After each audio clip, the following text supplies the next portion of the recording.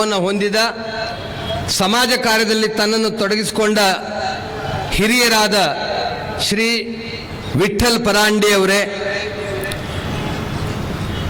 ಮಾನನೀಯ ಜಿಲ್ಲಾ ಸಂಘಚಾಲಕರಾದ ಶ್ರೀ ರಾಮ್ ಸಿಂಗ್ ಹಜೇರಿ ಅವರೇ, ಆಗಮಿಸಿರುವಂಥ ಎಲ್ಲ ಶ್ರದ್ಧೆಯ ತಾಯಂದಿರೇ, ಸಜ್ಜನ ಬಂಧುಗಳೇ, ಆತ್ಮೀಯ ಸ್ವಯಂ ಸೇವಕ ಸೋದರರೇ, ಸಂಘ ತನ್ನ ಶತಾಬ್ದಿ ವರ್ಷಗಳನ್ನು ಪೂರ್ಣಗೊಳಿಸಿ 101ನೇ ವರ್ಷಕ್ಕೆ ಕಾಲಿಡ್ತಾ ಇದೆ. ವ್ಯಕ್ತಿಯ ಜೀವನದಲ್ಲಿ 100 ವರ್ಷ ಬದುಕೋರು ಕೆಲವರು, ಅದು ಬಹಳ ದೀರ್ಘವಾದದ್ದು.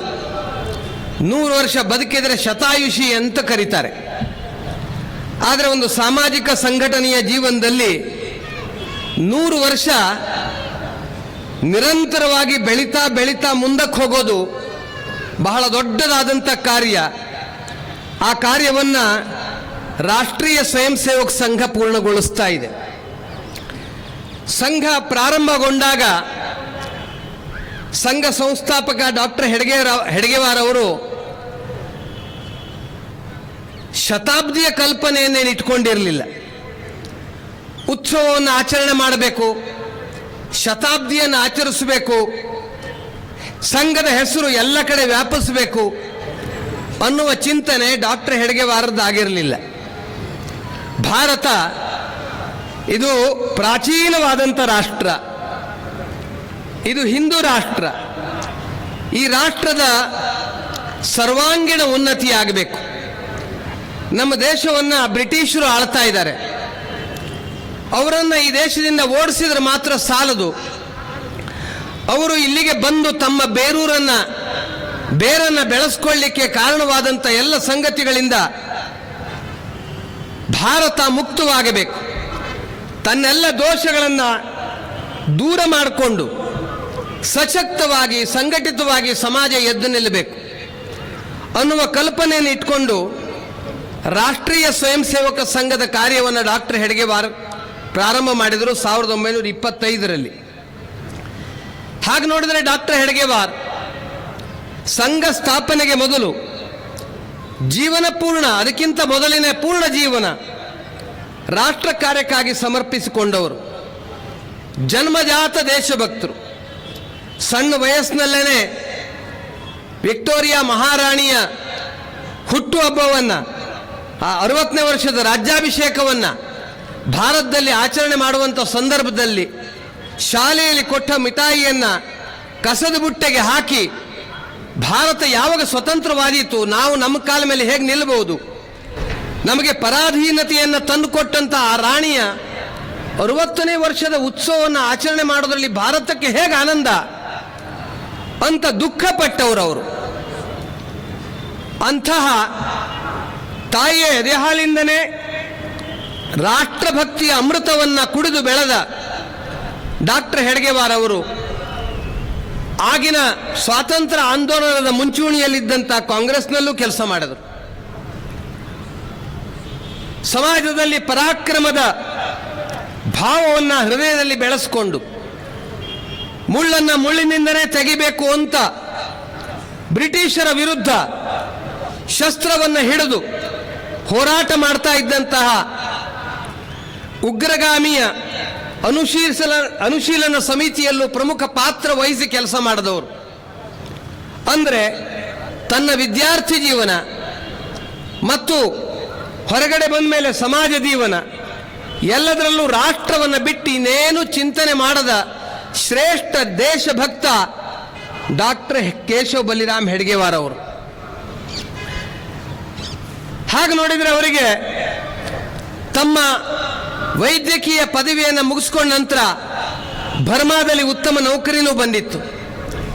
ಆದರೆ ಇವರು ಯಾವುದೇ ಉದ್ಯೋಗವನ್ನು ಮಾಡದೆ, ಸ್ವಂತಕ್ಕಾಗಿ ಚಿಂತೆ ಮಾಡದೆ, ಪರಿವಾರದ ಚಿಂತೆಯನ್ನು ಮಾಡದೆ, ಅತ್ಯಂತ ಬಡತನದಲ್ಲಿ ಹುಟ್ಟಿದ್ರು.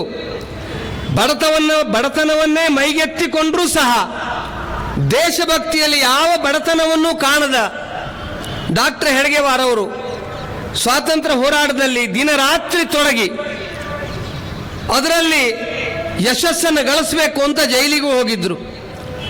ಆದರೆ ಇದೆಲ್ಲದರ ಮೂಲಕ ತಮ್ಮ ಅನುಭವವನ್ನು ಬೆಳೆಸ್ಕೊಂಡಂಥ ಡಾಕ್ಟರ್ ಹೆಡಗೇವಾರರಿಗೆ ಅನ್ನಿಸ್ತು, ಈ ದೇಶವನ್ನು ಕೇವಲ ಬ್ರಿಟಿಷರಿಂದ ಮುಕ್ತ ಮಾಡಿದರೆ ಮಾತ್ರ ಸಾಲದು, ಅದರ ಬದಲಾಗಿ ಈ ದೇಶದಲ್ಲಿ ದೇಶಕ್ಕಾಗಿ ಬದುಕಬೇಕು ಅಂತ ಪ್ರತಿಯೊಬ್ಬರಲ್ಲಿ ಸಂಕಲ್ಪವನ್ನು ಬೆಳೆಸಬೇಕು. ಈ ದೇಶದ ಪ್ರತಿಯೊಬ್ಬ ತಾನು ಈ ದೇಶದ ಮಗು, ದೇಶಕ್ಕಾಗಿ ಕಾರ್ಯ ಮಾಡೋದು ನನ್ನ ಕರ್ತವ್ಯ, ದೇಶದಲ್ಲಿ ಇರೋರೆಲ್ಲರೂ ನನ್ನ ಅಣ್ಣ ತಮ್ಮಂದರು, ಸೋದರರು, ಅಕ್ಕ ತಂಗಿಯರು, ಸೋದರಿಯರು ಅನ್ನುವ ಭಾವ. ಒಬ್ಬ ವ್ಯಕ್ತಿ ತನ್ನ ತಾಯಿಯನ್ನು ಕಷ್ಟದಲ್ಲಿದ್ದಾಗ ಸೇವೆ ಮಾಡೋದು ತನ್ನ ಕರ್ತವ್ಯ ಅಂತ ಅಂದ್ಕೊಳ್ತಾನೆ. ಹಾಗೆ ಈ ದೇಶದ ಪ್ರತಿಯೊಬ್ಬ ಮಗು ತಾಯಿ ಭಾರತೀಯ ಸೇವೆಗೆ ಕರ್ತವ್ಯ ಅಂತ ಅಂದ್ಕೊಂಡು ಮುನ್ನಡಿಬೇಕು. ಈ ಭಾವವನ್ನು ಎಲ್ಲಿವರೆಗೆ ಜನರಲ್ಲಿ ಬೆಳೆಸೋಕ್ಕಾಗೋದಿಲ್ವೋ ಅಲ್ಲಿವರೆಗೆ ಸ್ವಾತಂತ್ರ್ಯ ಬಂದರೂ ಉಳಿಸ್ಕೊಳ್ಳೋದು ಕಷ್ಟ ಅನ್ನುವಂಥ ನಿರ್ಧಾರಕ್ಕೆ ಬಂದು ಡಾಕ್ಟರ್ ಹೆಡಗೇವಾರ್ ಅವರು 1925ರಲ್ಲಿ ರಾಷ್ಟ್ರೀಯ ಸ್ವಯಂ ಸೇವಕ ಸಂಘವನ್ನು ಪ್ರಾರಂಭ ಮಾಡಿದರು. ಇವತ್ತು ಬಹಳ ದೊಡ್ಡ ಸ್ವರೂಪವನ್ನು ನಾವು ದೇಶದಲ್ಲಿ ಕಾಣ್ತೀವಿ. ಸಂಘ 100 ವರ್ಷವನ್ನು ಪೂರ್ಣಗೊಳಿಸಿದೆ. ಪ್ರಾರಂಭದ ವರ್ಷದಲ್ಲಿ ಡಾಕ್ಟರ್ ಹೆಡಗೇವಾರ್ ಅವರು ಚಿಕ್ಕ ಮಕ್ಕಳನ್ನು ಇಟ್ಕೊಂಡು ಅವರಿಗಾಗಿ ಪ್ರತಿನಿತ್ಯದ ವ್ಯಾಯಾಮ ಕೇಂದ್ರವನ್ನು, ಬೌದ್ಧಿಕವಾಗಿ ಅವರ ವಿಕಾಸಕ್ಕಾಗಿ ಯೋಜನೆಯನ್ನು ಮಾಡ್ತಾ ಶಾಖೆ ಅನ್ನುವ ಪುಟ್ಟ ಸ್ವರೂಪವನ್ನು ಜನರ ಕಣ್ಮುಂದೆ ಇಟ್ಕೊಂಡ್ರು, ಜನರ ಕಣ್ಮುಂದೆ ಇಟ್ಟರು. ಬಾಲಕರನ್ನು ಒಟ್ಟಿಗೆ ಸೇರಿಸ್ತಾ ಆಟ, ವ್ಯಾಯಾಮ, ದೇಶಭಕ್ತಿಯ ಗೀತೆ, ಮಹಾಪುರುಷರ ಜೀವನ ಇದೆಲ್ಲವನ್ನ ಜೊತೆಗಿದ್ದು ಕಲಿಸ್ಕೊಡ್ತಾ ಒಬ್ಬೊಬ್ಬ ವ್ಯಕ್ತಿಯ ಮನಸ್ಸಿನಲ್ಲಿ ನಾವು ರಾಷ್ಟ್ರಕ್ಕಾಗಿ ಬದುಕಬೇಕು ಅನ್ನುವಂಥ ಸಂಕಲ್ಪವನ್ನು ಬೆಳೆಸೋದ್ರಲ್ಲಿ ಡಾಕ್ಟರ್ ಹೆಡಗೇವಾರ್ ಯಶಸ್ವಿಯಾದರು. ಅವರು ಬದುಕಿದ್ದು ಸಂಘ ಪ್ರಾರಂಭವಾದ ನಂತರ ಕೇವಲ 15 ವರ್ಷಗಳು. ಆದರೆ ಈ 15 ವರ್ಷಗಳಲ್ಲಿ ಡಾಕ್ಟರ್ ಹೆಡಗೇವಾರರಂತೆ ನಾವು ಸಹ ರಾಷ್ಟ್ರಕ್ಕಾಗಿ ಬದುಕಬೇಕು ಅನ್ನುವ ಅನೇಕ ಜನರನ್ನು ಡಾಕ್ಟರ್ ಹೆಡಗೇವಾರ್ ತಯಾರು ಮಾಡಿದರು. ಒಂದು ಘಟನೆಯನ್ನು ಇಲ್ಲಿ ಉಲ್ಲೇಖ ಮಾಡಿದರೆ ತಪ್ಪಾಗಲಿಕ್ಕಿಲ್ಲ. ಡಾಕ್ಟರ್ ಹೆಡಗೇವಾರ್ ಜನ್ಮ ಶತಾಬ್ದಿಯ ಸಂದರ್ಭದಲ್ಲಿ ಸಂಘದ ಕಾರ್ಯಕ್ಕಾಗಿ ತಮ್ಮ ಜೀವನವನ್ನೇ ಮುಡುಪಾಗಿಟ್ಟಂಥ ಪ್ರಚಾರಕರ ಒಂದು ವರ್ಗ ನಾಗ್ಪುರದಲ್ಲಿ ನಡೆದಿತ್ತು. ಅದರಲ್ಲೊಬ್ಬರು ಅನೇಕ ವರ್ಷ ಪ್ರಚಾರಕರಾಗಿ ಕಾರ್ಯ ಮಾಡಿದಂಥ ಹಿರಿಯರು, ಅವರು ಸಹ ಅದರೊಳಗೆ ಬಂದಿದ್ದರು. ಅವರು ತಮ್ಮ ಜೀವನದ ಅನುಭವವನ್ನು ಹೇಳಿದ್ರು. ಡಾಕ್ಟರ್ ಹೆಡಗೇವಾರ್ ಅವರು ತೀರಿಕೊಂಡು ಸ್ವಲ್ಪ ದಿನ ಆಗಿತ್ತು. ಡಾಕ್ಟರ್ ಹೆಡಗೇವಾರ್ ತೀರ್ಕೊಂಡಾಗ ಅವರ ವಯಸ್ಸು 51. ಆದರೆ ಅವರಿಂದಾಗಿ ತಯಾರಾದಂತಹ ಮಕ್ಕಳ ವಯಸ್ಸು 15, 16, 13, 14. ತಂದೆಯನ್ನು ಕಳ್ಕೊಂಡಂತೆ ದುಃಖಿತರಾದಂಥ ಎಲ್ಲ ಬಾಲಕರು ಒಂದು ಮನೆಯಲ್ಲಿ ಮಹಡಿ ಮೇಲೆ ಕೂತ್ಕೊಂಡು ಡಾಕ್ಟರ್ ಹೆಡಗೇವಾರ್ ಫೋಟೋ ಇಟ್ಕೊಂಡು ಅಳ್ತಾ ಇದ್ರು. ಆ ಮನೆಯ ತಾಯಿ ಹುಡುಗರು ಏನು ಮಾಡ್ತಾ ಇದ್ದಾರೆ, ಯಾಕೆ ಅಳ್ತಾ ಇದ್ದಾರೆ ಅಂತ ನೋಡಲಿಕ್ಕೆ ತಮ್ಮ ಗೆಳತಿಯ ಜೊತೆಗೆ ಮೇಲಕ್ಕೆ ಬಂದರು. ಮಹಡಿಯ ಮೇಲೆ ಮಕ್ಕಳು ಕೂತಿದ್ದಾರೆ. ಡಾಕ್ಟರ್ ಹೆಡಗೇವಾರ್ ಚಿತ್ರ ಇದೆ, ಎದುರುಗಡೆ ದೀಪ ಹಚ್ಚಿದ್ದಾರೆ, ಮಕ್ಕಳು ಅಳ್ತಾ ಇದ್ದಾರೆ. ಅಷ್ಟರಲ್ಲಿ ಒಬ್ಬ ಬಾಲಕ ಎದ್ದು ನಿಂತ್ಕೊಂಡ. ಅವನ ವಯಸ್ಸೇನು ಬಹಳ ದೊಡ್ಡದಲ್ಲ, 15, 16 ವರ್ಷ. ಎದ್ದು ನಿಂತ್ಕೊಂಡು ಹೇಳ್ದ, ನಾವು ಅಳೋದ್ರಿಂದ ಡಾಕ್ಟರ್ ಹೆಡಗೇವಾರ್ ಬರೋಲ್ಲ, ಅದರ ಬದಲಾಗಿ ಡಾಕ್ಟರ್ ಹೆಡಗೇವಾರ್ ಯಾವುದಕ್ಕಾಗಿ ಬದುಕಿದ್ರು ಆ ಬದುಕು ನಮ್ಮದಾಗಬೇಕು, ಇದೇ ನಾವು ಡಾಕ್ಟರ್ ಹೆಡಗೇವಾರರಿಗೆ ಸಲ್ಲಿಸುವ ಶ್ರದ್ಧಾಂಜಲಿ ಅಂತ ಹೇಳ್ದ. ಆ ಬೈಠಕ್ನಲ್ಲಿ ಇದ್ದವರೆಲ್ಲರೂ ಸಂಘಕ್ಕಾಗಿ ತಮ್ಮ ಜೀವನವನ್ನು ಸಮರ್ಪಣೆ ಮಾಡ್ತಾ ಮುಂದಕ್ಕೆ ಬಂದರು. ಈ ರೀತಿ ಪ್ರತಿಯೊಬ್ಬರು ನಾನು ಡಾಕ್ಟರ್ ಹೆಡಗೇವಾರರಂತೆ ಆಗಬೇಕು, ನಾನು ದೇಶಕ್ಕಾಗಿ ಬದುಕಬೇಕು, ನನ್ನ ವ್ಯಕ್ತಿತ್ವವನ್ನು ಅರಳಿಸ್ಕೊಳ್ಬೇಕು, ನನ್ನ ಎಲ್ಲ ದೋಷಗಳನ್ನು ದೂರ ಮಾಡಿಕೊಂಡು ರಾಷ್ಟ್ರ ಹಿತಕ್ಕಾಗಿ ಎಲ್ಲ ಸದ್ಗುಣಗಳನ್ನು ಸಂಘಟನೆಯನ್ನು ಕಟ್ಟಲಿಕ್ಕೆ ಬೇಕಾದಂತಹ ಕುಶಲತೆಯನ್ನು ಕಲ್ತ್ಕೊಳ್ಬೇಕು ಅಂತ ಪ್ರಯತ್ನದಲ್ಲಿ ತೊಡಗಿದರು. ಒಂದಿದ್ದಂಥ ಶಾಖೆ 2 ಆಯಿತು, 4 ಆಯಿತು, 10 ಆಯಿತು. ಕೇವಲ ನಾಗ್ಪುರದಲ್ಲಿದ್ದಂತಹ ಕಾರ್ಯ ಸಂಪೂರ್ಣ ಮಹಾರಾಷ್ಟ್ರದಲ್ಲಿ ಬೆಳೀತು, ದೇಶ ತುಂಬ ಬೆಳೀತು. ಇವತ್ತಿನ ಪಾಕಿಸ್ತಾನದ ಭಾಗದಲ್ಲೂ ಸಂಘದ ಕಾರ್ಯ 45-46 ಹೊತ್ತಿಗೆ ವಿಸ್ತಾರಗೊಳ್ಳಿತು. ಹೀಗೆ ಸಂಘದ ಕಾರ್ಯ ಎಲ್ಲ ಕಡೆ ಪ್ರಾರಂಭವಾಯಿತು, ನಮ್ಮ ವಿಜಾಪುರಕ್ಕೂ ಬಂತು. ಹೀಗೆ ದೇಶದ ಮೂಲೆ ಮೂಲೆಗಳಲ್ಲಿ ಸಂಘ ಕಾರ್ಯ ವಿಸ್ತಾರವಾಗುತ್ತಾ ಹೋಯಿತು. ಒಬ್ಬರಾಗಿದ್ದಂಥ ಡಾಕ್ಟರ್ ಹೆಡಗೇವಾರ್ ತನ್ನಂತೆ ಬದುಕುವ ಸಾವಿರಾರು ಕಾರ್ಯಕರ್ತರನ್ನ ತಯಾರು ಮಾಡ್ತಾ ತಮ್ಮ ಜೀವನದಿಂದ ನಿರ್ಗಮಿಸಿದರು. ಅದಾದ ಮೇಲೆ ಅವರ ವ್ರತವನ್ನು ಸ್ವೀಕರಿಸಿದಂಥ ಪರಂಪೂಜ್ಯ ಗುರೂಜಿ ಗೋಳವಲ್ಕರ್ ಅವರು ಇದೇ ಕಾರ್ಯಕ್ಕಾಗಿ ದೇಶ ತುಂಬ ಚೆನ್ನಾಗಿ ಓಡಾಡಿ ಕಾರ್ಯವನ್ನು ಇನ್ನಷ್ಟು ಬೆಳೆಸಿದರು. ಹೀಗೆ ಸಂಘ ಕಾರ್ಯ ಬೆಳೀತಾ ಹೋಯಿತು. ಸಂಘದ ಕಾರ್ಯ ಬೆಳೆಯುವಾಗ ಸುಗಮವಾಗಿ, ಸುಲಲಿತವಾಗಿ, ಸುಲಭವಾಗಿ ಬೆಳೆಯಲಿಲ್ಲ. ಅದರ ಬದಲಾಗಿ ಇದರ ಹಿಂದ್ಗಡೆ ಬೆವರಿದೆ, ಇದರ ಹಿಂದ್ಗಡೆ ಬಲಿದಾನ ಇದೆ, ಇದರ ಹಿಂದ್ಗಡೆ ಪರಿಶ್ರಮ ಇದೆ, ಇದರ ಹಿಂದ್ಗಡೆ ತ್ಯಾಗ ಇದೆ. ಇದನ್ನೆಲ್ಲವನ್ನು ಅರ್ಥ ಮಾಡಿಕೊಳ್ಬೇಕು. ಯಾವುದೇ ಒಂದು ಸಂಘಟನೆ ಬೆಳಿಬೇಕಾದ್ರೆ ಪ್ರಾರಂಭದಲ್ಲಿ ಉಪಹಾಸವನ್ನು ನೋಡಬೇಕಾಗತ್ತೆ. ಇದೇನು ಮಾಡಬಹುದು? ಪ್ರಾರಂಭದಲ್ಲಿ ಡಾಕ್ಟರ್ ಹೆಡಗೇವಾರ್ ಸಂಘವನ್ನು ಪ್ರಾರಂಭ ಮಾಡಿದಾಗ ಕಬಡ್ಡಿ ಆಡಿದ್ರೆ 4 ಜನ ಕಬಡ್ಡಿ ಆಡಿದ್ರೆ ದೇಶ ಉದ್ಧಾರ ಆಗತ್ತೇನು ಅಂತ ಮಾತಾಡ್ತಿದ್ರು. ಡಾಕ್ಟರ್ ಹೆಡಗೇವಾರ್ಗೆ ಗವಾರೋಂಕ ಹೆಡ್ ಅಂತ ಹೇಳ್ತಿದ್ರು, ಮೂರ್ಖರ ಮುಖ್ಯಸ್ಥ ಅಂತ ಹೇಳ್ತಿದ್ರು. ಆದರೆ ಡಾಕ್ಟರ್ ಹೆಡಗೇವಾರ್ ಇದು ಯಾವುದರ ಚಿಂತೆ ಮಾಡಲಿಲ್ಲ. ಜನ ನಕ್ಕಾಗ, ತಿರಸ್ಕಾರ ಮಾಡಿದಾಗ, ಉಪಹಾಸ ಮಾಡಿದಾಗ ಇದು ಯಾವುದನ್ನು ಲೆಕ್ಕಿಸದೆ ಇವತ್ತು ಜನರಿಗೆ ತಿಳಿದಿಲ್ಲ, ನಾಳೆ ತಿಳಿದಿತ್ತು ಅನ್ನುವಂತಹ ಒಳಗಿನ ಹೃದಯದ ಆತ್ಮವಿಶ್ವಾಸ, ಪುರುಷಾರ್ಥದ ಪ್ರಯತ್ನ, ಅದರ ಮೂಲಕ ಸಂಘಟನೆಯನ್ನು ಕಟ್ತಾ ಹೋದರು. ಅದರ ಪರಿಣಾಮವಾಗಿ ಸಂಘಟನೆ ಬೆಳೀತಾ ಬೆಳೀತಾ ಬೆಳೀತಾ ಬೆಳೀತಾ ಎಲ್ಲ ಕಡೆ ಸಂಘಟನೆ ವಿಸ್ತಾರವಾದಾಗ ಕೆಲವರಿಗೆ ಅನ್ನಿಸ್ತು, ಯಾರು ಅವಕಾಶವಾದಿಗಳಾಗಿ ಈ ದೇಶವನ್ನು ಜೀವನ ತುಂಬ ನಾವೇ ಆಳಬೇಕು ಮತ್ತು ನಾವು ಹೇಗೆ ಆಳಬೇಕೋ ಹಾಗೆ ಆಳ್ತೀವಿ ಅಂತ ಯೋಚನೆ ಮಾಡಿದವರು. ಸಂಘಟನೆ ನಮಗೆ ತೊಂದರೆ ಕೊಡಬಹುದು, ನಾಳೆ ನಮಗಿದು ಪ್ರತಿಸ್ಪರ್ಧಿ ಆಗಬಹುದು ಅಂತ ಅನ್ನಿಸಿ ಸಂಘಟನೆ ಬೆಳೀತಾ ಇದ್ದಂಥ ಸಂಘಟನೆಯನ್ನು ಮಟ್ಟ ಹಾಕಲಿಕ್ಕೆ ಅವಕಾಶಕ್ಕಾಗಿ ಕಾಯ್ತಾ ಇದ್ರು. ಅದಕ್ಕಾಗಿ 1948ರಲ್ಲಿ ಗಾಂಧಿ ಹತ್ಯೆಯ ಒಂದು ವಿಷಯವನ್ನು ತೆಗೆದುಕೊಂಡು ಸಂಘದ ಮೇಲೆ ನಿಷೇಧವನ್ನು ಹಾಕಲಾಯಿತು. ಸಮಾಜದಲ್ಲಿ ಒಂದು ದ್ವೇಷ ಭಾವನೆಯನ್ನು ಬಿತ್ತಲಾಯಿತು. ಸಂಘದವರು ಅಂದ್ರೆ ಗಾಂಧಿನ ಕೊಂದವರು. ಗಾಂಧಿಯ ಬಗ್ಗೆ ಸಮಾಜದಲ್ಲಿ ಶ್ರದ್ಧೆ ಇತ್ತು. ಮಹಾತ್ಮ ಗಾಂಧೀಜಿಯವರ ನೇತೃತ್ವದಲ್ಲಿ ಲಕ್ಷಾಂತರ ಜನಗಳು ಹಿಡಿ ಉಪ್ಪನ್ನು ಹಿಡ್ಕೊಂಡು, ಖಾದಿಯನ್ನು ಹಿಡ್ಕೊಂಡು ಹೋರಾಟವನ್ನು ಮಾಡಿದ್ರು. ಅದರ ಪರಿಣಾಮವಾಗಿ ಅವರ ಬಗ್ಗೆ ಸಮಾಜದಲ್ಲೊಂದು ಶ್ರದ್ಧೆಯ ಭಾವನೆ ಇತ್ತು. ಆ ಶ್ರದ್ಧೆಯ ಭಾವನೆಯನ್ನು ಕೆರಳಿಸಿ ಸಂಘ ಗಾಂಧೀಜಿಯವರನ್ನ ಕೊಂಡಿದೆ ಅಂತ ಒಂದು ಮಿಥ್ಯಾರೋಪವನ್ನು ಮಾಡಿ ಸಂಘದ ಸರಸಂಘ ಚಾಲಕ ಗುರೂಜಿಯವರನ್ನ ಜೈಲಲ್ಲಿ ಇಡಲಾಯಿತು. ಸಂಘದ ಕಾರ್ಯಕರ್ತರ ಮೇಲೆ ಅನೇಕ ಆಕ್ರಮಣಗಳು ನಡೆದವು. ನಾ ದೂರದ ವಿಷಯ ಹೇಳೋದಿಲ್ಲ.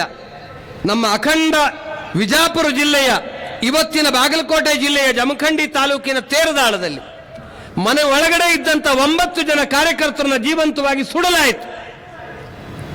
ಆದರೆ ಸಂಘ ಸಮಾಜದ ಮೇಲೆ ಯಾವ ಪ್ರತಿಕಾರ ಮಾಡಲಿಲ್ಲ. ಸಂಘ ಎಂಥ ಉದಾರ ಹೃದಯವನ್ನು ಮನಸ್ಸಿನಲ್ಲಿ ಇಟ್ಕೊಂಡಿತು ಅಂದರೆ, ಸಂಘದ ಸರಸಂಘ ಚಾಲಕ ಗುರೂಜಿಯವರು ಹೇಳಿದ್ರು, ಯಾವ ಸಮಾಜವನ್ನು ನಾವು ದೇವತೆ ಅಂತ ಪೂಜೆ ಮಾಡ್ತಾ ಇದ್ದೀವೋ ಆ ಸಮಾಜ ನಮಗೆ ವಿರುದ್ಧವಾಗಿದ್ರೆ ಇನ್ನಷ್ಟು ಪ್ರೀತಿಯನ್ನು ಇಟ್ಕೊಂಡು ಅವರ ವಿಶ್ವಾಸವನ್ನು ಗಳಿಸಬೇಕು. ಯಾರು ದ್ವೇಷ ಮಾಡಿದ್ರೋ ಅವ್ರ ಬಗ್ಗೆ ನಾವು ಎಂದೂ ಸೊಲ್ಲೆತ್ತಲಿಲ್ಲ. ಅದರ ಬದಲಾಗಿ ಹೆಚ್ಚು ಪರಿಶ್ರಮವನ್ನು ಮಾಡ್ತಾ ಮನೆಗಳಲ್ಲಿ ಸಂಘಕ್ಕೆ ಬರಲಿಕ್ಕೆ ವಿರೋಧ ಇತ್ತು. ಮಕ್ಕಳು ಶಾಖೆಗೆ ಹೋದ್ರೆ ನೋಡು ಗಾಂಧಿ ಕೊಂದವರು ಶಾಖೆಗೆ ಹೋಗ್ತಿದ್ದಾರೆ ಅಂತ ಟಿಪ್ಪಣಿ ಮಾಡುವಷ್ಟು ವಿರೋಧವನ್ನು ನಾವು ಎದುರಿಸಿದ್ವಿ. ಇಂಥ ವಿರೋಧನ ನಡುವೆನೂ ಆಗಿನ ಕಾಲದಲ್ಲಿ ಕೆಲಸ ಮಾಡಿದಂಥ ಎಲ್ಲ ಕಾರ್ಯಕರ್ತರು, ನಮ್ಮ ವಿಜಾಪುರ ಜಿಲ್ಲೆಯ ಅನೇಕ ಜನ ಈ ಕಾರ್ಯದಲ್ಲಿ ವಿರೋಧವನ್ನು ಲೆಕ್ಕಿಸದೆ ಸಮಾಜವನ್ನು ದೇವರು ಅಂತ ತಿಳ್ಕೊಂಡು ಕೆಲಸ ಮಾಡ್ತಾ ಹೋದ್ರು. ಒಂದೊಂದು ಮನೆಯನ್ನು ಜೋಡಿಸಿದ್ರು, ಹೃದಯವನ್ನು ಜೋಡಿಸಿದ್ರು, ಜನಗಳನ್ನು ಜೋಡಿಸಿದ್ರು, ಎಲ್ಲ ಸಮಾಜವನ್ನು ಜೋಡಿಸಿದ್ರು. ಜಾತಿ, ಭಾಷೆ, ಪ್ರಾಂತ, ಪಂಗಡ ಯಾವ ಭೇದವನ್ನ ಮಾಡದೆ ಎಲ್ಲರೂ ನಮ್ಮವರಂತ ಅನ್ಕೊಂಡು ಒಂದ್ಸಲ ಅಲ್ಲ, 2 ಸಲ, 10 ಸಲ, 20 ಸಲ ಒಂದೊಂದು ವ್ಯಕ್ತಿಯನ್ನು ಭೇಟಿ ಮಾಡ್ತಾ ಛಲ ಬಿಡದ ತ್ರಿವಿಕ್ರಮನಂತೆ ನಿರಂತರವಾದ ಪರಿಶ್ರಮ ಮಾಡಿದ್ದರ ಪರಿಣಾಮವಾಗಿ ವಿರೋಧವೂ ತಣ್ಣಗಾಗಿ ಇವತ್ತು ಸಂಘ ಬೆಳೀತಾ ಬೆಳೀತಾ ಸ್ವೀಕಾರದ ಪರಿಸ್ಥಿತಿಗೆ ನಾವು ಬಂದು ಮುಟ್ಟಿದ್ದೀವಿ. ಒಂದಿದ್ದಂಥ ಸಂಘ ಇವತ್ತು ಅದ್ಭುತವಾಗಿ ಬೆಳೆದು ನಿಂತಿದೆ. ಇವತ್ತು ವಿಜಾಪುರ ಜಿಲ್ಲೆಯ ವಿಜಾಪುರ ನಗರದ ಸಂಚಲನ ಆಯಿತು. ಇದಕ್ಕಿಂತ ಮೊದಲು ವಿಜಾಪುರ ನಗರದ 40 ಬಸ್ತಿಗಳಲ್ಲಿ ವಿಜಯದಶಮಿ ಕಾರ್ಯಕ್ರಮವೂ ಆಯಿತು. ಈ ಕಾರ್ಯಕ್ರಮದಲ್ಲಿ ಇವತ್ತಿನ ಒಂದು ಗಣವೇಶದಲ್ಲಿ ಸಾವಿರಾರು ಜನ, 4000ಕ್ಕೂ ಹೆಚ್ಚು ಜನ, ನಾನು ಏಕದಮ್ ಸ್ವಯಂ ಸೇವಕರು ಅಂತ ಹೇಳೋದು ಕಷ್ಟ, ಜನ ಸ್ವಯಂ ಸೇವಕರಂತೆ ಸ್ವಯಂ ಸೇವಕರಾಗುವ ಇಚ್ಛೆಯನ್ನು ವ್ಯಕ್ತಪಡಿಸಿ ಗಣವೇಶವನ್ನು ಧರಿಸ್ಕೊಂಡು ಇದರಲ್ಲಿ ಪಾಲ್ಗೊಂಡ್ರು. ಸಾವಿರಾರು ಜನ ತಾಯಂದರು, ಸಾವಿರಾರು ಜನರು ರಸ್ತೆ ಉದ್ದಕ್ಕೆ. ಈ ಸಂಚಲನ ನಮ್ಮದು, ಈ ಜನರು ನಮ್ಮವರು, ಇವರು ರಾಷ್ಟ್ರಭಕ್ತರು, ಅನುಶಾಸನದಿಂದ ಯುಕ್ತವಾದವರು, ಇವ್ರ ಜೊತೆಗೆ ನಾವೂ ಇರಬೇಕು ಅನ್ನುವಂಥ ಭಾವದಿಂದ ನಿರಂತರವಾಗಿ ರಸ್ತೆಯುದ್ದಕ್ಕೂ ಸ್ವಾಗತವನ್ನು ಮಾಡಿದ್ರು, ಪುಷ್ಪಾರ್ಚನೆ ಮಾಡಿದ್ರು. ಈ ಒಂದು ಸ್ವಾಗತದ ಪರಿಸ್ಥಿತಿ ಇವತ್ತು ನಿರ್ಮಾಣವಾಗಿದೆ. ಅದರ ಪರಿಣಾಮವಾಗಿ 40, 50, 60 ವರ್ಷಗಳಿಂದ ಯಾರು ಸಂಘದ ಕಾರ್ಯವನ್ನು ಮಾಡ್ತಾ ಇದ್ದಾರೋ ಅವರೆಲ್ಲರಿಗೂ ನಿಶ್ಚಿತವಾಗಿ ಆನಂದ ಆಗ್ತಾ ಇದೆ. ವಿರೋಧವನ್ನೂ ಲೆಕ್ಕಿಸದೆ, ಉಪಹಾಸವನ್ನೂ ಲೆಕ್ಕಿಸದೆ, ಇದೆಲ್ಲದರ ನಡುವೆ ಯಾರ ಬಗ್ಗೂ ದ್ವೇಷವನ್ನೂ ಮಾಡದೆ ಎಲ್ಲರೂ ನಮ್ಮವರು ಅಂದುಕೊಂಡು ಮಾಡಿದ್ದರ ಪ್ರಯತ್ನದ ಪರಿಣಾಮ ಇವತ್ತು ನಮ್ಮನ್ನು ಸಮಾಜ ಸ್ವೀಕಾರ ಮಾಡ್ತಾ ಇದೆ. ಪ್ರಾರಂಭದಲ್ಲಿ ಸಂಘಟನೆಯನ್ನು ಮಾಡೋದು ಮಾತ್ರ, ವ್ಯಕ್ತಿಯನ್ನು ನಿರ್ಮಾಣ ಮಾಡಬೇಕು, ವ್ಯಕ್ತಿ ಸದ್ಗುಣಗಳ ಕಣಿಯಾಗಬೇಕು, ಜನರನ್ನು ಜೋಡಿಸ್ಕೊಳ್ಳುವಂಥ ವ್ಯಕ್ತಿ ಆಗಬೇಕು, ಪರಿಸ್ಥಿತಿಯನ್ನು ಎದುರಿಸುವಂಥ ಸಾಮರ್ಥ್ಯವನ್ನು ಗಳಿಸಿಕೊಳ್ಳಬೇಕು, ಕಾರ್ಯಕ್ರಮವನ್ನು ಸುಲಭವಾಗಿ ನಿರ್ವಹಿಸುವ ಕುಶಲತೆ ಅವನಲ್ಲಿ ಬೆಳೆಯಬೇಕು ಅನ್ನೋ ರೀತಿಯಲ್ಲಿ ಪ್ರಯತ್ನವನ್ನು ಮಾಡ್ತಾ ವ್ಯಕ್ತಿ ನಿರ್ಮಾಣಕ್ಕೆ ಸಂಘ ಪ್ರಥಮ ಪ್ರಾಶಸ್ತ್ಯವನ್ನು ಕೊಟ್ಟಿತು. ಆದರೆ ನಿಧಾನವಾಗಿ ಸಂಘದ ಕಾರ್ಯ ಬೆಳೆದಂತೆ, ಸ್ವಯಂ ಸೇವಕರ ಸಂಖ್ಯೆ ಹೆಚ್ಚಾದಂತೆ, ಸಮಾಜದ ಅವಶ್ಯಕತೆಯನ್ನು ಗುರುತಿಸಿ ಸಮಾಜದ ವಿವಿಧ ಕ್ಷೇತ್ರಗಳಲ್ಲಿ ಸಂಘದ ಸ್ವಯಂ ಸೇವಕರನ್ನು ಸಂಘ ಯೋಜನಾಬದ್ಧವಾಗಿ ಕಳಿಸ್ಕೊಟ್ಟಿತು. ಅನೇಕ ಮಾರ್ಗಗಳಲ್ಲಿ ಸಂಘದ ಕಾರ್ಯಕರ್ತರು ಕೆಲಸ ಮಾಡಿದರು. ಧಾರ್ಮಿಕ ಕ್ಷೇತ್ರದಲ್ಲಿ ವಿಶ್ವ ಹಿಂದೂ ಪರಿಷತ್ ಕಾರ್ಯ ಮಾಡಿತು. ವಿದ್ಯಾರ್ಥಿ ಕ್ಷೇತ್ರದಲ್ಲಿ ವಿದ್ಯಾರ್ಥಿ ಪರಿಷತ್, ಅಖಿಲ ಭಾರತೀಯ ವಿದ್ಯಾರ್ಥಿ ಪರಿಷತ್ ಕಾರ್ಯ ಮಾಡಲಿಕ್ಕೆ ಪ್ರಾರಂಭ ಮಾಡಿತು. ವಕೀಲರ ಕ್ಷೇತ್ರದಲ್ಲಿ ಅಧಿವಕ್ತಾ ಪರಿಷತ್ ಅನ್ನುವಂಥ ಸಂಘಟನೆಯ ಮೂಲಕ ಸಂಘ ಕಾರ್ಯವನ್ನು ಆ ಕ್ಷೇತ್ರದಲ್ಲಿ ಬೆಳೆಸುವಂಥ ಪ್ರಯತ್ನವನ್ನು ಮಾಡಿದರು. ಹಾಗೆ ಶಿಕ್ಷಕರ ಕ್ಷೇತ್ರದಲ್ಲಿ ಭಾರತೀಯ ಶಿಕ್ಷಣ ಮಂಡಳ ಇರಬಹುದು, ಶಿಕ್ಷಕ್ ಪರಿಷತ್ ಇರಬಹುದು, ಈ ರೀತಿ ರೈತರ ಕ್ಷೇತ್ರದಲ್ಲಿ ಭಾರತೀಯ ಕಿಸಾನ್ ಸಂಘ ಇರಬಹುದು. ಹೀಗೆ ಲೆಕ್ಕ ಹಾಕಿದರೆ ಅಖಿಲ ಭಾರತೀಯ ಸ್ತರದಲ್ಲಿ 35ಕ್ಕೂ ಹೆಚ್ಚು ಸಂಘಟನೆಗಳು, ಪ್ರಾಂತದಲ್ಲಿ ಪ್ರಾರಂಭವಾದಂಥ ಅನೇಕ ಯೋಜನೆಗಳನ್ನು ಗಮನಿಸಿದರೆ 100ಕ್ಕೂ ಹೆಚ್ಚು ಸಂಘಟನೆಗಳು ಸಾಮಾಜಿಕ ವಿವಿಧ ಕ್ಷೇತ್ರಗಳಲ್ಲಿ ಕಾರ್ಯವನ್ನು ಮಾಡ್ತಾ ಇವೆ. ಆ ಕ್ಷೇತ್ರದಲ್ಲಿರುವಂಥ ಜನಗಳನ್ನು ಜೋಡಿಸ್ತಾ ಹಿಂದೂ ಸಮಾಜದ ಏಕತೆಗಾಗಿ, ಎಲ್ಲರೂ ಸಹ ರಾಷ್ಟ್ರದ ಹಿತಕ್ಕಾಗಿ ಕೆಲಸ ಮಾಡುವಂಥ ದೊಡ್ಡ ಉದ್ದೇಶವನ್ನು ಇಟ್ಕೊಂಡು ಎಲ್ಲರನ್ನೂ ಆ ಮಹಾಯೋಜನೆಯಲ್ಲಿ ಸೇರಿಸುವಂಥ ಪ್ರಯತ್ನವನ್ನು ಸಂಘದ ಕಾರ್ಯಕರ್ತರು ಮಾಡಿದರು. ಅದರ ಪರಿಣಾಮವಾಗಿ ಯಾರು ನೇರವಾಗಿ ಸಂಘಕ್ಕೆ ಬಂದಿಲ್ಲವೋ ಅಂಥ ಲಕ್ಷಾಂತರ ಜನ, ಕೋಟ್ಯಾಂತರ ಜನ ಈ ವಿವಿಧ ಸಂಘಟನೆ ಮೂಲಕ ಈ ರಾಷ್ಟ್ರೀಯ ಪ್ರವಾಹದ ಜೊತೆಗೆ ಸೇರಿಕೊಂಡ್ರು. ಅದರ ಪರಿಣಾಮವಾಗಿ ದೇಶದಲ್ಲಿ ಒಂದು ಅದ್ಭುತ ಪರಿವರ್ತನೆಯನ್ನು ನಾವು ಕಾಣಲಿಕ್ಕೆ ಪ್ರಾರಂಭ ಮಾಡಿದ್ವಿ. ಹೀಗೆ ಸಂಘ ಬೆಳೀತಾ ಬೆಳೀತಾ ವಿವಿಧ ಕ್ಷೇತ್ರ ಬೆಳೀತಾ ಸಮಾಜದ ಹಾಗೆ ನೋಡಿದರೆ ಪ್ರವಾಹದ ದಿಕ್ಕೇ ಬದಲಾಯಿತು. ನಮ್ಮ ದೇಶದಲ್ಲಿ ಇವತ್ತು ಪರಿವರ್ತನೆಯ ಗಾಳಿ ಬೀಸ್ತಾ ಇದೆ. ದೇಶದ ಹಿತಕ್ಕಾಗಿ ಕೆಲಸ ಮಾಡಬೇಕು ಅಂತ ಕೇವಲ ಸಂಘ ಮಾತ್ರ ಅಲ್ಲ, ಸಂಘದ ಜೊತೆಗೆ ಸೇರಿಕೊಂಡು ಕೆಲಸ ಮಾಡ್ತಾ ಇರುವಂತಹ ವಿವಿಧ ಕ್ಷೇತ್ರಗಳು ಮಾತ್ರ ಅಲ್ಲ, ಅದರ ಜೊತೆಗೆ ಅನೇಕ ಸಂಸ್ಥೆಗಳು, ಅನೇಕ ವ್ಯಕ್ತಿಗಳು, ಅನೇಕ ಸಾಮಾಜಿಕ ಸಂಘಟನೆಗಳು ಅವರೆಲ್ಲರೂ ನಮ್ಮಂತೆ ವಿಚಾರ ಮಾಡ್ತಾ ನಮ್ಮ ಜೊತೆಗೆ ಪ್ಯಾರಲಲ್ ಆಗಿ ಅವರು ಕೆಲಸ ಮಾಡ್ತಾ ಇದ್ದಾರೆ. ಬಹಳ ಒಳ್ಳೆಯ ಕಾರ್ಯ ದೇಶದಲ್ಲಿ ನಡೀತಾ ಇದೆ. ಅದು ಗೋರಕ್ಷಣೆಯ ಕಾರ್ಯ ಇರಬಹುದು, ಅದು ಸಮಾಜ ಜಾಗರಣೆಯ ಕಾರ್ಯ ಇರಬಹುದು, ಅದು ಸೇವಾ ಕಾರ್ಯ ಇರಬಹುದು, ಅದು ಸಮಾಜದಲ್ಲಿ ವಿಷಮತೆಯನ್ನು ದೂರ ಮಾಡ್ತಾ ಎಲ್ಲರನ್ನು ಮೇಲಕ್ಕೆತ್ತುವಂತಹ ಶ್ರೇಷ್ಠ ಕಾರ್ಯ ಇರಬಹುದು. ಈ ಎಲ್ಲ ಕಾರ್ಯಗಳಲ್ಲಿ ಸಮಾಜದ ಅನೇಕ ವ್ಯಕ್ತಿಗಳು ಸಂಘದ ಜೊತೆಗೆ ಅಂತ ನಾನು ಹೇಳೋದಿಲ್ಲ, ಆದರೆ ಸಂಘದ ಚಿಂತನೆಯನ್ನು ತಮ್ಮ ಜೊತೆಗಿಟ್ಕೊಂಡು ರಾಷ್ಟ್ರಹಿತಕ್ಕಾಗಿ ಕೆಲಸ ಮಾಡ್ತಾ ಇದ್ದಾರೆ. ಇದನ್ನು ನೋಡಿದಾಗ ಬಹಳ ಸಂತೋಷ ಆಗ್ತಾ ಇದೆ. ಸಂಘದ ಒಂದು 100 ವರ್ಷದ ಕಾರ್ಯ ಸಫಲತೆಯಿಂದ ಮುನ್ನಡೀತಾ ಇದೆ ಅಂತ ಹೇಳಲಿಕ್ಕೆ ಹೆಮ್ಮೆ ಆಗ್ತಾ ಇದೆ. ಇದರಲ್ಲಿ ಸಮಾಜದ ಯೋಗದಾನವೂ ಇದೆ. ಅನೇಕ ಜನ ನಮ್ಮ ಜೊತೆಗಿದ್ದಾರೆ, ನಮ್ಮ ಜೊತೆಗೆ ಅನೇಕ ಪರಿವಾರಗಳಿದ್ದಾವೆ, ಅನೇಕ ತಾಯಂದಿರಿದ್ದಾರೆ. ನಮಗೆ ಸಂಘದ ಪ್ರಚಾರಕರಿಗೆ, ಸಂಘದ ಕಾರ್ಯಕರ್ತರಿಗೆ ಎಲ್ಲ ಸಂದರ್ಭದಲ್ಲೂ ಉಣಬಡಿಸಿದಂತಹ ತಾಯಂದಿರು ಪ್ರೀತಿ ವಾತ್ಸಲ್ಯವನ್ನು ತೋರಿ ಸಮಾಜದ ಎಲ್ಲದ ವಿರೋಧಗಳ ನಡುವೆಯೂ ಕೆಲಸ ಮಾಡಲಿಕ್ಕೆ ಪ್ರೇರಣೆ ಕೊಟ್ಟಂತ ಅನೇಕ ಕುಟುಂಬಗಳು, ಇದನ್ನು ನಾವು ಎಂದೂ ಮರೆಯಕ್ಕಾಗಲ್ಲ. ಅವರೆಲ್ಲರ ಸಹಯೋಗ, ಸಹಕಾರ, ಅವರೆಲ್ಲರ ಪ್ರೀತಿ, ಅದರ ಮೂಲಕ ಇವತ್ತು ಸಂಘ ಕಾರ್ಯ ಹೆಮ್ಮರವಾಗಿ ಎದ್ದು ನಿಂತಿದೆ ಅಂತ ಹೇಳಲಿಕ್ಕೆ ಬಹಳ ಸಂತೋಷ ಆಗ್ತಾ ಇದೆ. ಸಂಘ ಪ್ರಾರಂಭವಾದಾಗ ಸಮಾಜದ ಇದ್ದಂಥ ಪರಿಸ್ಥಿತಿಗೂ ಇಂದಿನ ಪರಿಸ್ಥಿತಿಗೂ ಬಹಳ ಅಂತರ ಇದೆ. ನಮ್ಮ ಸಮಾಜದಲ್ಲಿ ಹಿಂದೂ ಅಂತ ಹೇಳಲಿಕ್ಕೆ ಬಹಳ ಸಂಕೋಚ ಆಗ್ತಾ ಇತ್ತು. ಸಂಘ ಪ್ರಾರಂಭದಿಂದನೂ ಹೇಳ್ತಾ ಇದೆ, ಭಾರತ ಅತ್ಯಂತ ಪ್ರಾಚೀನವಾದಂಥ ರಾಷ್ಟ್ರ, ಇದು ಹಿಂದೂ ರಾಷ್ಟ್ರ. ಹಿಂದೂ ಎದ್ರು ಮಾತ್ರ ದೇಶ ಎದ್ದೀತು.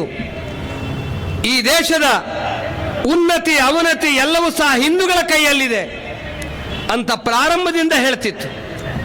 ಆದರೆ ಯಾವ ಸಂದರ್ಭದಲ್ಲಿ ಡಾಕ್ಟರ್ ಹೆಡ್ಗೆವಾರ್ ಈ ಶಬ್ದವನ್ನು ಹೇಳ್ತಿದ್ರು, ಹಿಂದೂ ರಾಷ್ಟ್ರ ಅನ್ನುವಂಥ ಶಬ್ದವನ್ನು ಹೇಳಿದರೆ ಜನ ಡಾಕ್ಟರ್ ಹೆಡ್ಗೆವಾರ್ ಎದುರಿಗೇನೆ ಪ್ರಶ್ನೆ ಮಾಡಿದ್ರು, ಕೌನ್ ಮೂರ್ಖ कहता है कि ये ಹಿಂದೂ ರಾಷ್ಟ್ರ है?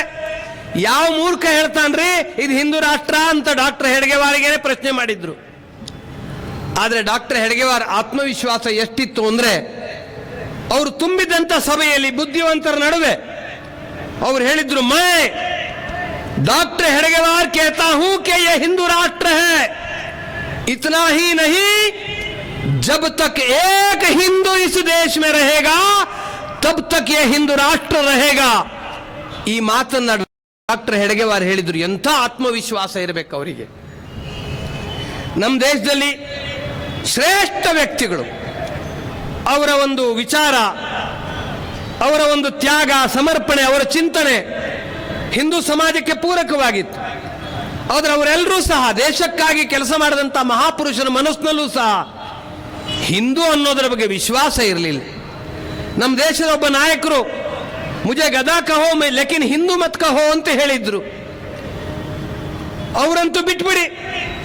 ಆದರೆ ದೇಶದ ಬಗ್ಗೆ ಪ್ರೀತಿ ಇದ್ದಂತಹ, ಸದಾಕಾಲ ರಾಮ್ ರಾಮ್ ರಾಮ್ ಅಂತ ಹೇಳ್ತಾ ಇದ್ದಂಥ ಮಹಾತ್ಮ ಗಾಂಧೀಜಿಯವರಿಗೂ ಹಿಂದೂ ಸಮಾಜದ ಮೇಲೆ ವಿಶ್ವಾಸ ಇರಲಿಲ್ಲ.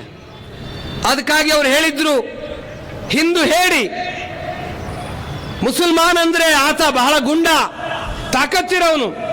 ಹೀಗಾಗಿ ಎಲ್ಲಿವರೆಗೆ ಹಿಂದೂ ಮುಸ್ಲಿಮರು ಒಂದಾಗುವುದಿಲ್ವೋ ಅಲ್ಲಿವರೆಗೆ ದೇಶಕ್ಕೆ ಸ್ವಾತಂತ್ರ್ಯ ಬರೋದಿಲ್ಲ ಅಂತ ಮುಸ್ಲಿಂ ತುಷ್ಟೀಕರಣದ ಇಳಿಜಾರಿನಲ್ಲಿ ಕಾಂಗ್ರೆಸ್ ಅನ್ನ ತೆಗೆದುಕೊಂಡು ಹೋಗ್ಬಿಟ್ರು. ಹಾಗೆ ನೋಡಿದ್ರೆ ಗಾಂಧೀಜಿಯವರ ಹಿಂದುತ್ವದ ಭಾವಕ್ಕೇನು ಕೊರತೆ ಇರಲಿಲ್ಲ. ಆದರೂ ಸಹ ಅವರಿಗೆ ಹಿಂದೂ ಸಮಾಜದ ಮೇಲೆ ವಿಶ್ವಾಸ ಇರಲಿಲ್ಲ. ಹಿಂದೂ ಸಮಾಜ ಅಂದರೆ ಕೇವಲ ಹೊಡೆತ ತಿನ್ನುವ ಸಮಾಜ ಅಂತ ಹೇಳ್ತಿದ್ರು. ಸ್ವಾತಂತ್ರ್ಯವೀರ್ ಸಾವರ್ಕರ್ ಅಂತ ಶ್ರೇಷ್ಠ ವ್ಯಕ್ತಿಗಳು, ಜೀವನ ತುಂಬ ಹಿಂದುತ್ವ ಸಲುವಾಗಿ ಜೀವನವನ್ನ ಸಮರ್ಪಣೆ ಮಾಡಿದವರು. ಅವರು ಒಂದು ಸಭೆಯಲ್ಲಿ ಹೇಳಿದ್ರು, ಮಾಜಿ ಹಿ ಶವಡ್ಚಿ ಕಿಂಕಾಳಿಯ ಹೇ, ಇದು ನನ್ನ ಕೊನೆಯ ಆರ್ತನಾದ ಅಂದ್ರೆ ಹಿಂದೂ ಸಮಾಜ ಉಳಿದು ಬೆಳೆದಿತ್ತು ಅನ್ನುವಂಥ ವಿಶ್ವಾಸ ಸಾವರ್ಕರಿಗೂ ಇರಲಿಲ್ಲ. ಅವರ ದೇಶಭಕ್ತಿ ಅಂದ್ರೆ ಅವರ ಹಿಂದುತ್ವದ ಸ್ವಾಭಿಮಾನ ಇದು ಯಾರು ಕ್ವಶನ್ ಮಾಡೋಕ್ಕಾಗಲ್ಲ. ಆದರೆ ಅಂಥವರಿಗೂ ಸಹ ಹಿಂದೂ ಸಮಾಜ ತಲೆ ಎತ್ತಬಹುದು, ಮೇಲೆಲ್ಲಬಹುದು, ತನ್ನೆಲ್ಲ ದೋಷಗಳನ್ನು ನಿರ್ಮೂಲ ಮಾಡಿಕೊಂಡು ಸ್ವಾಭಿಮಾನದಿಂದ ತಲೆ ಎತ್ತು ನಿಲ್ಲಬಹುದು, ಸಂಘಟಿತವಾಗಿ ಎದ್ದು ನಿಲ್ಲಬಹುದು ಅನ್ನುವಂಥ ವಿಶ್ವಾಸ ಇರಲಿಲ್ಲ. ಆ ವಿಶ್ವಾಸ ಡಾಕ್ಟರ್ ಹೆಡ್ಗೆವಾರಿಗೆ ಮಾತ್ರ ಇತ್ತು. ಅದೇ ಹಿಂದೂ ಸಮಾಜ ಡಾಕ್ಟರ್ ಹೆಡ್ಗೆವಾರ್ ಅವರ, ಗುರೂಜಿಯವರ ಹಾಗೂ ನಿರಂತರವಾಗಿ ಕಾರ್ಯ ಮಾಡಿದಂಥ ಅನೇಕ ಹಿರಿಯರ ಪರಿಶ್ರಮ, ಪರಾಕ್ರಮ, ಪುರುಷಾರ್ಥ, ಸಮಾಜದ ಸಹಯೋಗ ಇದೆಲ್ಲದರ ಮೂಲಕ ಇವತ್ತು ಸಮಾಜದಲ್ಲಿ ಒಂದು ಉತ್ತಮ ವಾತಾವರಣ ನಿರ್ಮಾಣವಾಗಿದೆ. ಇವತ್ತು ಇಡೀ ದೇಶದಲ್ಲಿ ಹಿಂದೂ ಅನ್ನೋದು ಕೇವಲ ಅಭಿಮಾನ ಮಾತ್ರ ಅಲ್ಲ, ಹಿಂದೂ ಅನ್ನೋದು ಸ್ವಾಭಿಮಾನದ ಪ್ರತೀಕ ಅನ್ನೋದು ಇವತ್ತು ಸಾಕ್ಷಿಯಾಗಿ ಎದ್ದು ನಿಂತಿದೆ. ಮುಜೆ ಗರ್ವ ಸೆ ಕಹೋ ಹಮ್ ಹಿಂದೂ ಹೇ, ಈ ಮಾತನ್ನು ಹೇಳ್ತಾ ದಶಕಗಳು ಕಳೆದು ಹೋಯ್ತು. ಇಡೀ ದೇಶ ಹಿಂದೂಮಯ ಆಗ್ತಾ ಇದೆ. ಕೇರಳದಲ್ಲಿ, ತಮಿಳುನಾಡಿನಲ್ಲಿ ರಾಮನ ಮೇಲೆ ಚಪ್ಪಲಿ ಹಾರ ಹಾಕ್ತಿದ್ರು. ಆದರೆ ಇವತ್ತು ವಾತಾವರಣ ಬದಲಾಗಿ ಇವತ್ತು ತಮಿಳುನಾಡಿನಲ್ಲೂ ಸಹ ಹಿಂದೂ ವಾತಾವರಣ ನಿರ್ಮಾಣವಾಗಿದೆ. ಅದು ಕಾಶ್ಮೀರ ಇರ್ಬೋದು, ಅದು ಪಂಜಾಬ್ ಇರ್ಬೋದು, ಅಸ್ಸಾಂ ಇರ್ಬೋದು, ತಮಿಳುನಾಡು ಇರ್ಬೋದು, ಕರ್ನಾಟಕ ಇರ್ಬೋದು, ಮೂಲೆ ಮೂಲೆಗಳಲ್ಲಿ ಹಿಂದುತ್ವದ ಭಾವ ಜಾಗೃತವಾಗಿ ಎದ್ದು ನಿಂತುಕೊಂಡಿದೆ. ಇದು ರಾಷ್ಟ್ರೀಯ ಸ್ವಯಂ ಸೇವಕ ಸಂಘದ 100 ವರ್ಷಗಳ ನಿರಂತರ ಪರಿಶ್ರಮದ ಪರಿಣಾಮ. ಹಿಂದೂ ಭಾವ ಜಾಗೃತವಾಗಿದೆ. ಹಿಂದೂ ತಾನು ಯಾರು ಅನ್ನೋದನ್ನೇ ಮರೆತು ಬಿಟ್ಟಿದ್ದ, ಅವನಿಗೆ ತಾನು ಯಾರು ಅನ್ನೋದರ ಅರಿವಾಗಿದೆ. ಇದು ಅತ್ಯಂತ ಪ್ರಾಥಮಿಕ ಸಂಗತಿ. ಸಮಾಜದಲ್ಲಿ ಪರಿವರ್ತನೆಯಾಗಿದೆ. ಸಮಾಜದ ಪ್ರವಾಹ ಯಾವ ಕಡೆ ಹೋಗ್ತಿತ್ತೋ ಆ ಪ್ರವಾಹದ ದಿಕ್ಕನ್ನೇ ಬದಲಿಸಿ ಈ ದೇಶದ ಮೂಲ ಪ್ರವಾಹದ ಕಡೆಗೆ ಪ್ರವಾಹವನ್ನು ತಿರುಗಿಸುವಂತ ಪ್ರಯತ್ನವನ್ನ ನಮ್ಮ ಹಿರಿಯರು ಮಾಡಿದ್ದಾರೆ. ಅದರಲ್ಲಿ ನಾವು ಯಶಸ್ವಿಗೊಂಡಿದ್ದೀವಿ. ಇಷ್ಟು ಮಾತ್ರ ಅಲ್ಲ, ಉತ್ತರ ದಕ್ಷಿಣ ಇತ್ಯಾದಿ ಯಾವುದೇ ಭೇದ ಇಲ್ಲದೆ ಇಡೀ ದೇಶ ನಮ್ಮದು ಅನ್ನುವಂಥ ಭಾವನೆಯನ್ನ ಸಂಘ ಮಾತ್ರವಲ್ಲ, ಸಂಪೂರ್ಣ ಸಮಾಜದಲ್ಲಿ ನಾವು ಬೆಳೆಸಲಿಕ್ಕೆ ಸಾಧ್ಯವಾಯಿತು. ಇವತ್ತು ಇಡೀ ದೇಶ ಒಂದಾಗಿ ರಾಷ್ಟ್ರದ ಹಿತಕ್ಕಾಗಿ ಚಿಂತನೆ ಮಾಡುವಂಥ ಸ್ವಭಾವವನ್ನು ಬೆಳೆಸ್ಕೊಳ್ತಾ ಇದೆ. ಅದರ ಪರಿಣಾಮವಾಗಿಯೇ ರಾಜಕೀಯ ಪರಿವರ್ತನೆಯೂ ಆಗ್ತಾ ಇದೆ, ಸಾಮಾಜಿಕ ಪರಿವರ್ತನೆಯೂ ಆಗ್ತಾ ಇದೆ, ಸಾಂಸ್ಕೃತಿಕ ಪರಿವರ್ತನೆಯೂ ಆಗ್ತಾ ಇದೆ. ಅಂದರೆ ಇಡೀ ದೇಶ ಒಂದು ಅನ್ನುವಂಥ ಭಾವನೆ ಸಂಪೂರ್ಣ ರಾಷ್ಟ್ರದಲ್ಲಿ ಬೆಳೆದಿದೆ. ನಾನೀಗ ಉತ್ತರ ಪ್ರದೇಶದಲ್ಲಿ ಇರ್ತೀನಿ. ಉತ್ತರ ಪ್ರದೇಶದ ಮೂಲ ಮೂಲೆಯಲ್ಲೂ ಸಂಘದ ಶತಾಬ್ದಿಯ ಉತ್ಸವ ನಡೆದಿದೆ. ಅಲ್ಲೂ ಇದೇ ಉತ್ಸಾಹ, ಗ್ರಾಮ ಗ್ರಾಮಗಳಲ್ಲಿ ಜನತೆಯ ಭಾವ ಇದಕ್ಕಿಂತ ಏನು ಭಿನ್ನವಾಗಿಲ್ಲ. ಅಂದರೆ ಇಡೀ ದೇಶ ಒಂದು ಅನ್ನುವ ಭಾವ ಎಲ್ಲ ಕಡೆ ಬೆಳೆದಿದೆ. ಇದನ್ನು ನಾವು ಸಹ ಅರ್ಥ ಮಾಡಿಕೊಳ್ಳಬೇಕು. ಹಿಂದೂ ಅಂದ್ರೆ ಹೇಳಿ, ಹಿಂದೂ ಅಂದ್ರೆ ಹೊಡ್ತಾ ತಿನ್ನವನು, ಹಿಂದೂ ಯಾವುದಕ್ಕೂ ಪ್ರಯೋಜನ ಇಲ್ಲದೆ ಇದ್ದವನು ಅನ್ನುವ ಭಾವ ಇತ್ತು. ಹಿಂದೂ ಸಮಾಜ ಬೆಳೀತಾ ಬೆಳೀತಾ ಬೆಳೀತಾ ಬೆಳೀತಾ ಜಾಗೃತಗೊಂಡು ಹಿಂದೂ ಇವತ್ತು ಪಲಾಯನವಾದಿ ಅಲ್ಲ, ಹಿಂದೂ ಪರಾಕ್ರಮಿ ಅನ್ನೋದನ್ನು ತೋರಿಸ್ಕೊಟ್ಟಿದ್ದಾನೆ. ಹಿಂದೂ ಪಲಾಯನ ಮಾಡೋದಿಲ್ಲ. ಒಂದು ಸಂದರ್ಭ ಇತ್ತು, ಪಾಕಿಸ್ತಾನದಲ್ಲಿ ಉಗ್ರಗಾಮಿಗಳ ಕತೆ ಜಾಸ್ತಿ ಆದಾಗ ಅಲ್ಲಿಂದ ಹಿಂದೂ ಸಮಾಜ ಪಲಾಯನ ಮಾಡಿತ್ತು. ಆದರೆ ಆ ಕಾಲ ಬದಲಾಗೋಯ್ತು. ಇವತ್ತು 370ನೇ ವಿಧಿ ಹೊರಟೋಯ್ತು. ವಾಪಸ್ ಕಾಶ್ಮೀರಕ್ಕೆ ಹೋಗ್ಲಿಕ್ಕೆ ಶುರು ಮಾಡಿದ್ದಾರೆ. ಯಾವ ಕಾಶ್ಮೀರದಿಂದ ಹಿಂದೂ ಪಲಾಯನ ಮಾಡಿದ್ನೋ ಅದೇ ಕಾಶ್ಮೀರದಲ್ಲಿ ಹಿಂದೂ ಹೋಟೆಲ್ ತೆಗೆದಿದ್ದಾನೆ. ಅದೇ ಕಾಶ್ಮೀರದಲ್ಲಿ ವೇದ ಗುರುಕುಲಗಳು ಪ್ರಾರಂಭವಾಗಿದೆ. ಅದೇ ಕಾಶ್ಮೀರದಲ್ಲಿ ಭಾರತದ ಮೂಲೆ ಮೂಲೆಯ ಜನ ಹೋಗಿ ವಿದ್ಯಾಸಂಸ್ಥೆಗಳನ್ನು ಪ್ರಾರಂಭ ಮಾಡ್ತಾ ಇದ್ದಾರೆ. ಅಂದ್ರೆ ಪಲಾಯನ ಅಲ್ಲ, ಅದರ ಬದಲಾಗಿ ತನ್ನ ನೆಲವನ್ನು ಗಟ್ಟಿಗೊಳಿಸುವಂತ ಪ್ರಯತ್ನವನ್ನು ಹಿಂದೂ ಮಾಡ್ತಾ ಇದ್ದಾನೆ, ಪರಾಕ್ರಮವನ್ನು ಮೆರಿತಾ ಇದ್ದಾನೆ. ನಾವು ಯಾರ ಮೇಲೂ ಆಕ್ರಮಣ ಮಾಡೋರಲ್ಲ, ನಮ್ಮ ಸ್ವಭಾವದಲ್ಲೇ ಅಲ್ಲಿ ಇಲ್ಲ. ಅದು ನಾವು ಇಡೀ ಜಗತ್ತು ನಮ್ಮದು ಅಂತ ಅನ್ಕೊಂಡು ಹೊರಟವರು, ಎಲ್ಲರನ್ನ ವಸುದಾಯವ ಕುಟುಂಬಕ್ಕಂತ ಪ್ರೀತಿಯಿಂದ ಅಪ್ಕೊಂಡವರು. ಜಗತ್ತಿಗೆ ಕೊರೋನಾ ಬಂದಾಗ ಜಗತ್ತಿಗೆ ಕೊರೋನಾಕ್ಕೆ ಬೇಕಾದಂಥ ಔಷಧಿಯನ್ನು ಜಗತ್ತಿನ ತುಂಬ ಕಳಿಸ್ಕೊಟ್ಟವ್ರು. ನಾವು ಯಾರನ್ನು ದ್ವೇಷ ಮಾಡೋರಲ್ಲ. ನಮ್ಮ ದೇಶದ ಮೇಲೆ ಅನೇಕ ಆಕ್ರಮಣ ಆಗಿದೆ, ಆದರೆ ನಾವು ಯಾರ ಮೇಲೂ ಆಕ್ರಮಣ ಮಾಡಿದವರಲ್ಲ.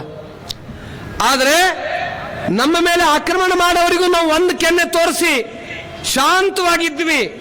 ಅದರ ಪರಿಣಾಮ ಯಾರು ಉಗ್ರವಾದಿಗಳಿದ್ರು, ಯಾರು ದುಷ್ಟ ಸ್ವಭಾವದವರಿದ್ರು, ಅವರಿಗೆ ಇನ್ನಷ್ಟು ಸೊಕ್ಕು ಜಾಸ್ತಿಯಾಗಿ ಆಕ್ರಮಣ ಜಾಸ್ತಿ ಆಯಿತು. ಅದರ ಪರಿಣಾಮವಾಗಿ ಹಿಂದೂ ಸಮಾಜ ಎಚ್ಚೆತ್ತುಕೊಂಡು ನಾವು ಬೇರೆಯವರ ಕೆನ್ನೆಗೆ ಹೊಡೆಯೋದಿಲ್ಲ. ಆದರೆ ನಮ್ಮ ಮೇಲೆ ಆಕ್ರಮಣ ಮಾಡಿದ್ರು ಬಿಡೋದಿಲ್ಲ. ನಾವು ನಮ್ಮ ಹತ್ರ ಪರಾಕ್ರಮ ಇದೆ. ನಾವು ಅರ್ಜುನನ ವಂಶಸ್ಥರು. ಅರ್ಜುನನ ಪ್ರತಿಜ್ಞೆ 2 ಅಂತ ಹೇಳ್ತಾರೆ, ನ ದೈನ್ಯಂ ನ ಪಲಾಯನಂ. ನಾ ಯಾರಿಗೂ ಭಿಕ್ಷೆ ಬೇಡೋದಿಲ್ಲ, ಪ್ರಾಣ ಕೊಡು ಅಂತ. ಹಾಗೆ ಪಲಾಯನವನ್ನು ಮಾಡೋದಿಲ್ಲ. ಪಲಾಯನ ನಮ್ಮ ಸಂಸ್ಕೃತಿ ಅಲ್ಲ. ಹೀಗಾಗಿ ಅರ್ಜುನನ ಕೀರ್ತಿಯನ್ನು ಮೆರೆದ್ವಿ ನಾವು. ರಾಣಾ ಪ್ರತಾಪನ ಕೀರ್ತಿಯನ್ನು ಮೆರೆದ್ವಿ. ಶಿವಾಜಿ ಮಹಾರಾಜರ, ಝಾನ್ಸಿ ರಾಣಿಯ, ಕಿತ್ತೂರು ಚೆನ್ನಮ್ಮನ ಪರಾಕ್ರಮವನ್ನ ನಮ್ಮಲ್ಲಿ ಬೆಳೆಸ್ಕೊಂಡು ನಾವು ಯಾರಿಗೂ ತೊಂದರೆ ಕೊಡೋದಿಲ್ಲ. ಆದರೆ ನಮ್ಮ ಮೇಲೆ ತೊಂದರೆ ಕೊಟ್ಟರೆ ಬಿಡೋದೂ ಇಲ್ಲ, ಅದಕ್ಕೆ ಸರಿಯಾದಂಥ ಉತ್ತರವನ್ನು ಕೊಡಬಲ್ವಿ ಅನ್ನುವಂಥ ಪರಾಕ್ರಮವನ್ನು ಬೆಳೆಸ್ಕೊಂಡು ಹಿಂದೂ ಸಮಾಜ ನಿಧಾನವಾಗಿ ಆದರೆ ಗಟ್ಟಿಯಾಗಿ ತನ್ನ ಸಾಮರ್ಥ್ಯವನ್ನು ಬೆಳೆಸ್ಕೊಂಡಿತು. ಸಂಘ ಕಾರ್ಯದ ಪರಿಣಾಮವಾಗಿ ಸಮಾಜದ ಮೇಲೆ ಆದಂಥ ಅದ್ಭುತ ಪರಿಣಾಮ ಇದು. ನಮಗೆ ಜನ ಹೇಳ್ತಿದ್ರು, ಏನು ಹೇಳ್ತಿದ್ರು?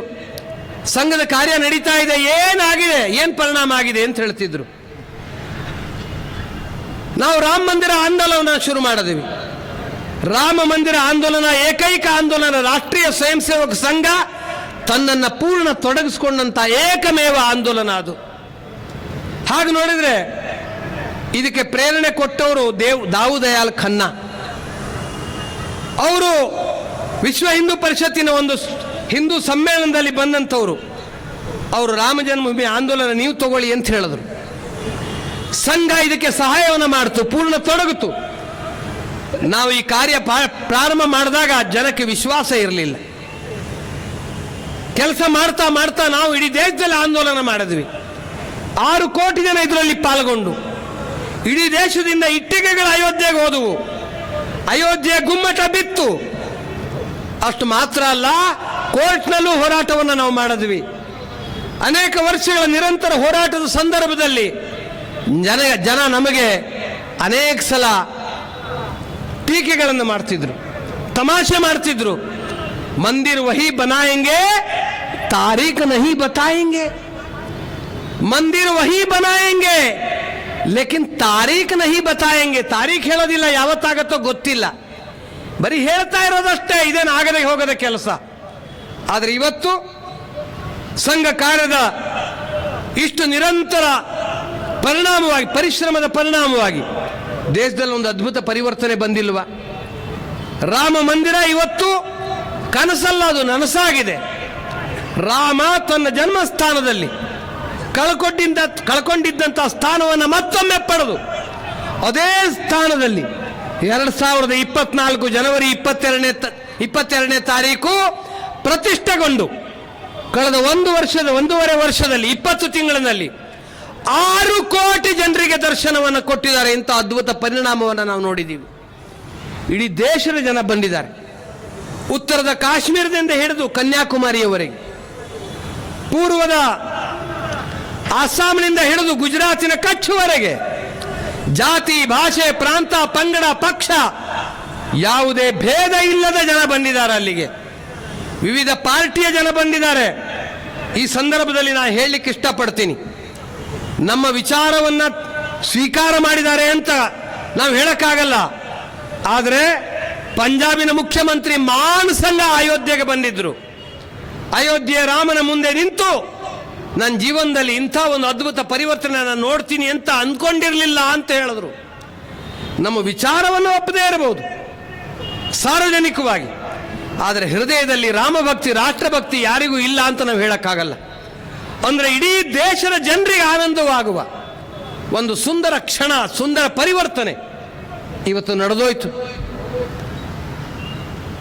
ಇದು ಸಮಾಜದಲ್ಲಿ ಸಂಘ ಏನು ಪ್ರವಾಹವನ್ನು ರಾಷ್ಟ್ರ ಹಿತಕ್ಕಾಗಿ ಪರಿವರ್ತನೆಗೊಳಿಸಿದೆಯೋ ಅದರ ಪರಿಣಾಮ ಇದು. ಇದು ನಮ್ಮ ಕಣ್ಣೆದುರಿಗೆ ನೋಡಿದ್ವಿ. ಇವತ್ತು ಅನೇಕ ಜನ ಇದಕ್ಕೆ ಹೋರಾಟ ಮಾಡಿದವರು ನಮ್ಮ ಜೊತೆಗಿಲ್ಲ. ಆದರೆ ನಾವು ಇಲ್ಲಿ ಯಾರು ಕೂತಿದ್ದೀವೋ ಈಗ ಯಾರು ಭಾರತದಲ್ಲಿ ಬದುಕಿದೀವೋ ಅವರೆಲ್ಲರೂ ನಮ್ಮ ಕಣ್ಣೆದುರಿಗೆ ಕಳೆದುಕೊಂಡು ಹೋಗಿದ್ದಂಥ ರಾಮನ ಸ್ಥಾನವನ್ನು ವಾಪಸ್ ಪಡೆದು ಅದೇ ಸ್ಥಾನದಲ್ಲಿ ರಾಮ ಪ್ರತಿಷ್ಠಾಪನೆಗೊಂಡು ದರ್ಶನ ಕೊಡ್ತಾ ಇರೋದನ್ನು ನಾವು ನೋಡ್ತಾ ಇದ್ದೀವಿ. ಇದಕ್ಕಿಂತ ಅದ್ಭುತ ಪರಿವರ್ತನೆ ಇನ್ನೇನು ಬೇಕು? ಇಂಥ ಪರಿವರ್ತನೆ ಭಾರತದಲ್ಲಿ ಬಂದಿದೆ. ಇದರ ಪರಿಣಾಮ ಇಷ್ಟು ಮಾತ್ರ ಅಲ್ಲ, ಸಮಾಜದಲ್ಲಿ ಅನೇಕ ರೀತಿಯ ಉತ್ತಮ ಕೆಲಸಗಳು ಇವತ್ತು ನಡೀಲಿಕ್ಕೆ ಪ್ರಾರಂಭ ಮಾಡಿದೆ. ಭಾರತದಲ್ಲಿ ಗೋಹತ್ಯೆ ನಿರಂತರವಾಗಿ ನಡೀತಾ ಇತ್ತು. ಆದರೆ ಸಮಾಜದ ಕೆಲವು ವ್ಯಕ್ತಿಗಳು ಗೋವಿನ ಅಭಿಯಾನವನ್ನು ಪ್ರಾರಂಭ ಮಾಡಿದ್ರು. ಹಾಗೆ ನೋಡಿದರೆ 52ನೇ ಇಸ್ವಿಯಲ್ಲಿ ರಾಷ್ಟ್ರೀಯ ಸ್ವಯಂ ಸೇವಕ ಸಂಘ ಈ ಆಂದೋಲನದಲ್ಲಿ ತನ್ನ ಶಕ್ತಿಯನ್ನು ಸ್ವಲ್ಪ ತೊಡಗಿಸಿತ್ತು. ಲಕ್ಷಾಂತರ ಸಹಿಗಳನ್ನು ಹಾಕಿಸಿ ನಾವು ಗೋಹತ್ಯೆ ನಿಷೇಧ ಬರಬೇಕು ಅಂತ ಹೇಳಿದ್ವಿ. ಆದರೆ ಗೋಹತ್ಯೆ ನಡೀತಾ ಇತ್ತು, ಈಗಲೂ ನಡೀತಾ ಇದೆ. ಆದರೆ ಇದಕ್ಕೆ ಕಾರಣ ಯಾರು? ಒಂದು ಕಡೆಗೆ ಗೋಹತ್ಯೆ ಮಾಡೋರಾದ್ರೆ ಇನ್ನೊಂದು ಕಡೆಗೆ ಯಾರು ಗೋವನ್ನು ತಾಯಿ ಅಂತ ಪೂಜೆ ಮಾಡ್ತಾರೋ ಅವರೇ ಗೋವಿನ ಕಡೆಗೆ ನಿರ್ಲಕ್ಷ್ಯ ಮಾಡಿರೋದು. ಸಂಘ ಇದನ್ನು ಗುರುತಿಸ್ತು, ಸಮಾಜದ ಅನೇಕ ಜನ ಇದನ್ನು ಗುರುತಿಸಿದ್ರು.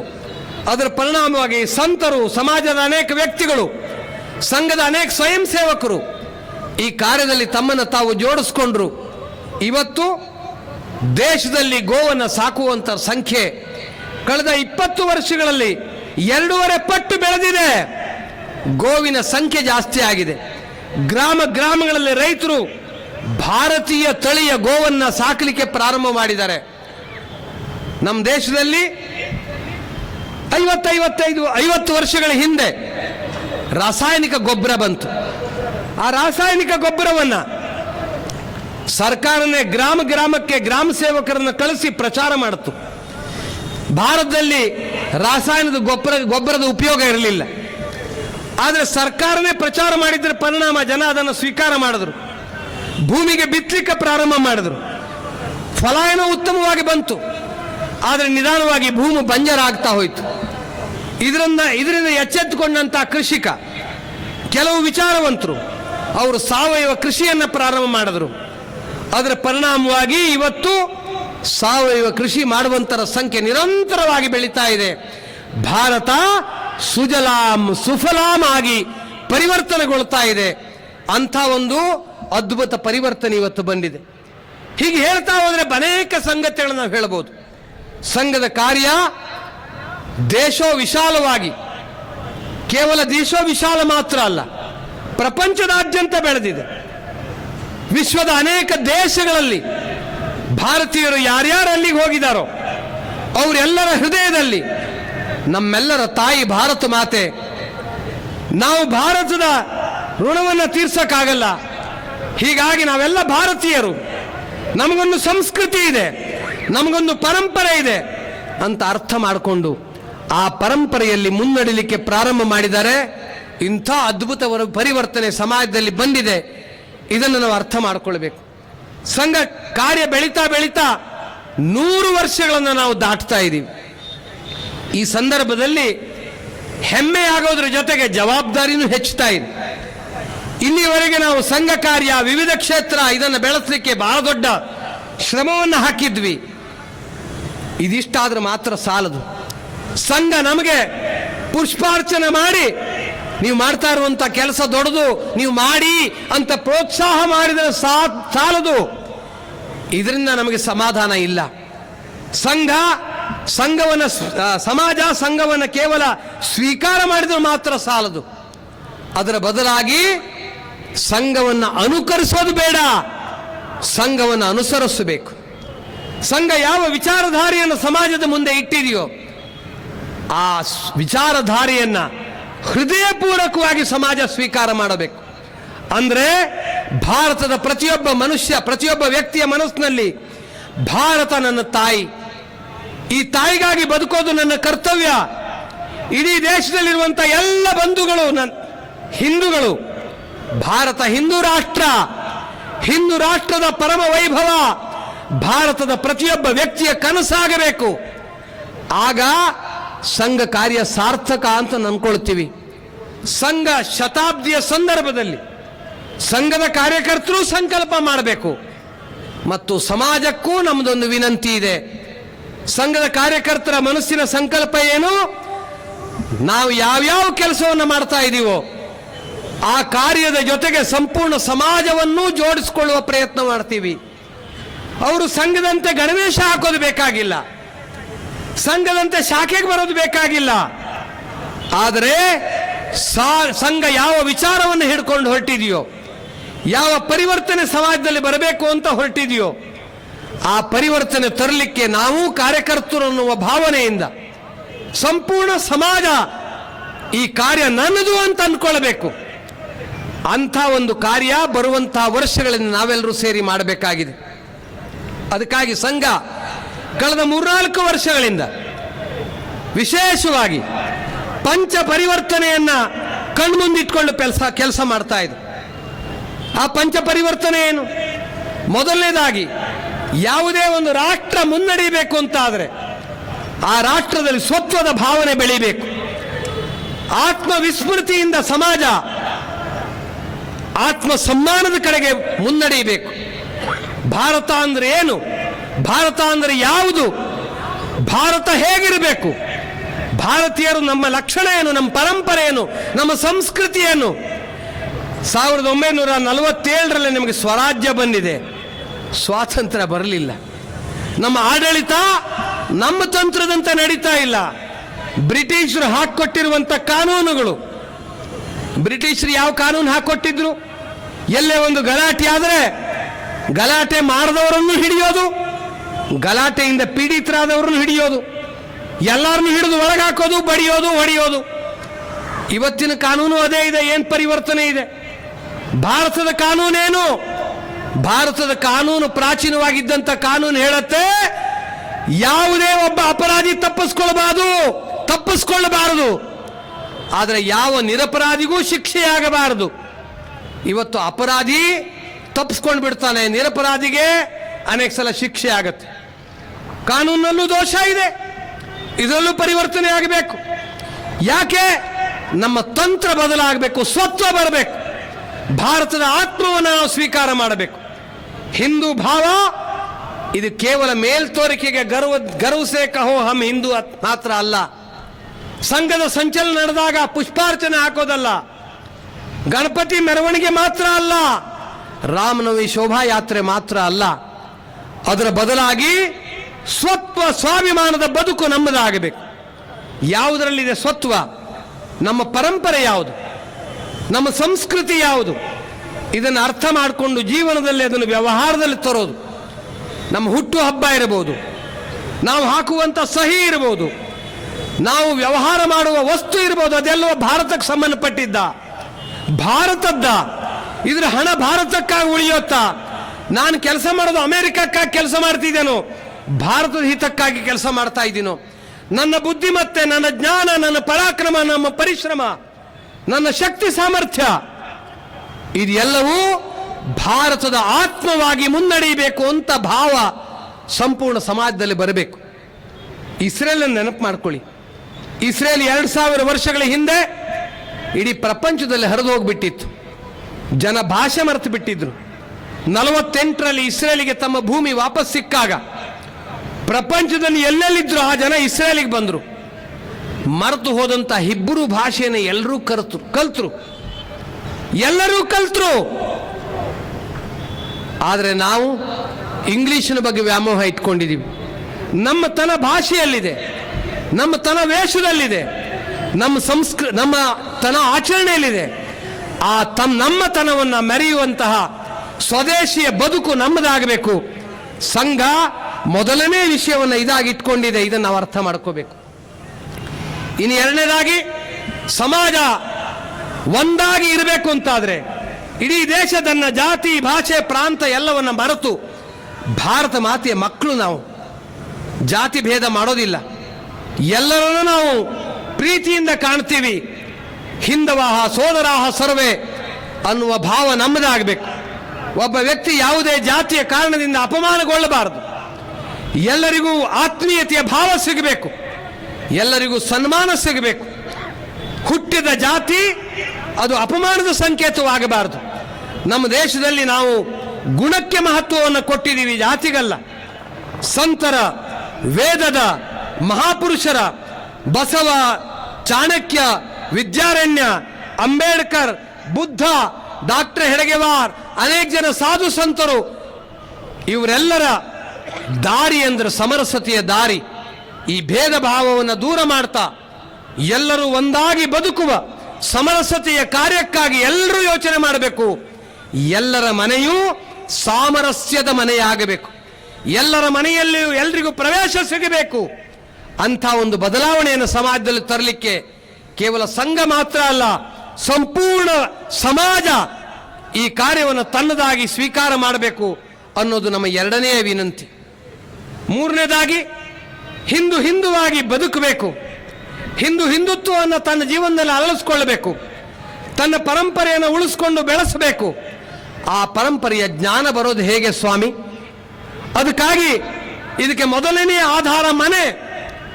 ಮನೆಯ ಮೊದಲ ಪಾಠಶಾಲೆ, ಜನನಿ ತಾನೇ ಮೊದಲ ಗುರುವು. ಹೀಗಾಗಿ ಮನೆ ಇಂಥ ಒಂದು ಸಂಸ್ಕಾರದ ಕೇಂದ್ರ ಆಗಬೇಕು.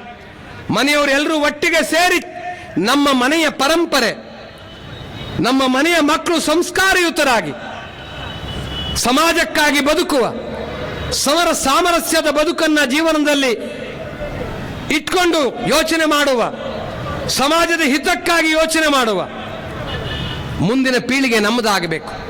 ಅದಕ್ಕಾಗಿ ಕುಟುಂಬ ಪ್ರಬೋಧನ ಅಂದರೆ ಮನೆಗಳೂ ಸಹ ಸಂಸ್ಕಾರವನ್ನು ಅರಳಿಸುವ ಕೇಂದ್ರವಾಗಿ ಬೆಳೆಯಬೇಕು. ಇದಕ್ಕಾಗಿ ತಾಯಂದಿರು, ಹಿರಿಯರು, ಸಮಾಜದ ಗಣ್ಯರು ಎಲ್ಲರೂ ತಮ್ಮ ಮನೆ, ತಮ್ಮ ಸುತ್ತಮುತ್ತಲ ಮನೆ ಎಲ್ಲ ಕಡೆ ಗಮನ ಕೊಡಬೇಕು ಅನ್ನೋದು ಮೂರನೇ ಅವಶ್ಯಕತೆ. ನಾಲ್ಕನೇದಾಗಿ, ಈ ಭೂಮಿ ನಮ್ಮದು. ಈ ಭೂಮಿಯ ಸತ್ವ ಬೆಳೆದೇ ಇದ್ರೆ ಅದರ ಪರಿಣಾಮವಾಗಿ ಮುಂದಿನ ಪೀಳಿಗೆಗೆ ಸಿಗೋದು ವಿಷ ಮಾತ್ರ. ತಾಯಿ ಭಾರತಿ, ಇದರ ಪೋಷಣೆ ನಾವು ಮಾಡಬೇಕಾಗಿಲ್ಲ, ಅದರಿಂದಾಗಿ ನಾವು ಬದುಕಿದ್ದೀವಿ. ಪ್ರಕೃತಿ ನಮ್ಮ ತಾಯಿ, ಈ ಭೂಮಿ ನಮ್ಮ ತಾಯಿ, ಭಾರತ ಮಾತೆ ನಮ್ಮ ತಾಯಿ. ಇದರ ರಕ್ಷಣೆ ಮಾಡುವಷ್ಟು ದೊಡ್ಡವರಲ್ಲ ನಾವು. ಆದರೆ ಯಾವ ಭೂಮಿ ತಾಯಿ, ಯಾವ ಪ್ರಕೃತಿ ಮಾತೆ ನಮ್ಮ ರಕ್ಷಣೆ ಮಾಡಿದೆಯೋ, ಮಾಡ್ತಾ ಇದೆಯೋ, ಆ ಗಂಗಾ ಮಾತೆ ಇರ್ಬೋದು, ಆ ಪ್ರಕೃತಿ ಮಾತೆ ಇರ್ಬೋದು, ಆ ಭೂಮಾತೆಯ ಋಣವನ್ನು ತೀರಿಸುವಂತ ಕಾರ್ಯವನ್ನು ಮಾಡಬೇಕು. ಇದರ ಮೇಲೆ ಪ್ಲಾಸ್ಟಿಕ್ ಅನ್ನು ಹಾಕಿ ಎಷ್ಟು ಬೇಕೋ ಅದಕ್ಕಿಂತ ಹೆಚ್ಚಾಗಿ ನೀರನ್ನು ಬಳಸಿ, ಎಷ್ಟು ಬೇಕೋ ಅದಕ್ಕಿಂತ ಹೆಚ್ಚು ವಿದ್ಯುತ್ತನ್ನು ಬೆಳೆಸಿ, ಭೋಗವಾದವನ್ನು ಬೆಳೆಸ್ಕೊಂಡು ತಾಯಿಗೆ ದ್ರೋಹ ಮಾಡುವ, ತಾಯಿಗೆ ಅನ್ಯಾಯ ಮಾಡುವ, ತಾಯಿ ಗಂಡರಾಗಬಾರದು, ತಾಯಿಯ ಸೇವೆ ಮಾಡುವ, ಸರಿಯಾದಂಥ ಅರ್ಥದಲ್ಲಿ ತಾಯಿಯ ಸುಪುತ್ರರಾಗಬೇಕು. ಹೀಗಾಗಿ ಪರಿಸರವನ್ನು ಬೆಳೆಸುವ, ಪ್ರಕೃತಿಯನ್ನ ಚೆನ್ನಾಗಿ ಅರ್ಥ ಮಾಡಿಕೊಂಡು ಪ್ರಕೃತಿಯ ಹಿತಕ್ಕಾಗಿ ಬದುಕುವ ಜೀವನ ನಮ್ಮದಾಗಬೇಕು. ಇದು ನಾಲ್ಕನೇ ಅವಶ್ಯಕತೆ. ಇದರ ಜೊತೆಗೆ ನಮ್ಮ ದೇಶ ಬಹಳ ದೊಡ್ಡದು. ದೇಶಕ್ಕಾಗಿ ಬದುಕಬೇಕು ಅನ್ನುವಂಥ ಸಂಕಲ್ಪ ನಮ್ಮದಾಗಬೇಕು ಅಂದರೆ ದೇಶದ ಕಾನೂನು ನಮ್ಮ ಕಾನೂನು. ಹೀಗಾಗಿ ಪ್ರತಿಯೊಬ್ಬ ವ್ಯಕ್ತಿಗೆ ನಾಗರಿಕ ಕರ್ತವ್ಯ ಅಂತ ಒಂದಿದೆ. ವೋಟ್ ಹಾಕಬೇಕು, ಇದು ಎಲ್ಲರ ಕರ್ತವ್ಯ. ಇವತ್ತು ಅನೇಕ ಜನ ವೋಟೇ ಹಾಕಲ್ಲ. ಏನು 5 ವರ್ಷ ಎಷ್ಟು ಬೇಕೋ ಅಷ್ಟು ಟೀಕೆ ಮಾಡ್ತೀವಿ. ಆದರೆ ವೋಟ್ ಹಾಕುವ ಸಂದರ್ಭ ಬಂದಾಗ ಮನೆಯಲ್ಲೇ ಕೂತ್ಕೊಂಡ್ಬಿಡ್ತೀವಿ. ಇದು ನಮ್ಮ ನಾಗರಿಕ ಕರ್ತವ್ಯ. ಇದು ಸರ್ಕಾರ ಮಾಡಿರುವ ಎಲ್ಲ ನಿಯಮಗಳು, ಅದು GST ನಿಯಮ ಇರ್ಬೋದು, ಇನ್ಕಮ್ ಟ್ಯಾಕ್ಸ್ ನಿಯಮ ಇರ್ಬೋದು, ಅಥವಾ ರಸ್ತೆಯ ಕಾನೂನು ಇರ್ಬೋದು, ಎಲ್ಲವನ್ನ ಪಾಲನೆ ಮಾಡ್ತಾ ಸಮಾಜದ ಶಿಷ್ಟಾಚಾರ ಅಂತ ಒಂದಿದೆ. ಎಲ್ಲಿ ಬೇಕಾದಲ್ಲಿ ಕಸವನ್ನು ಹಾಕೋದು, ಎಲ್ಲಿ ಬೇಕಾದಲ್ಲಿ ಉಗುಳೋದು, ನನ್ನಿಂದಾಗಿ ಬೇರೆ ಯಾರಿಗೂ ತೊಂದರೆಯಾಗಬಾರದು,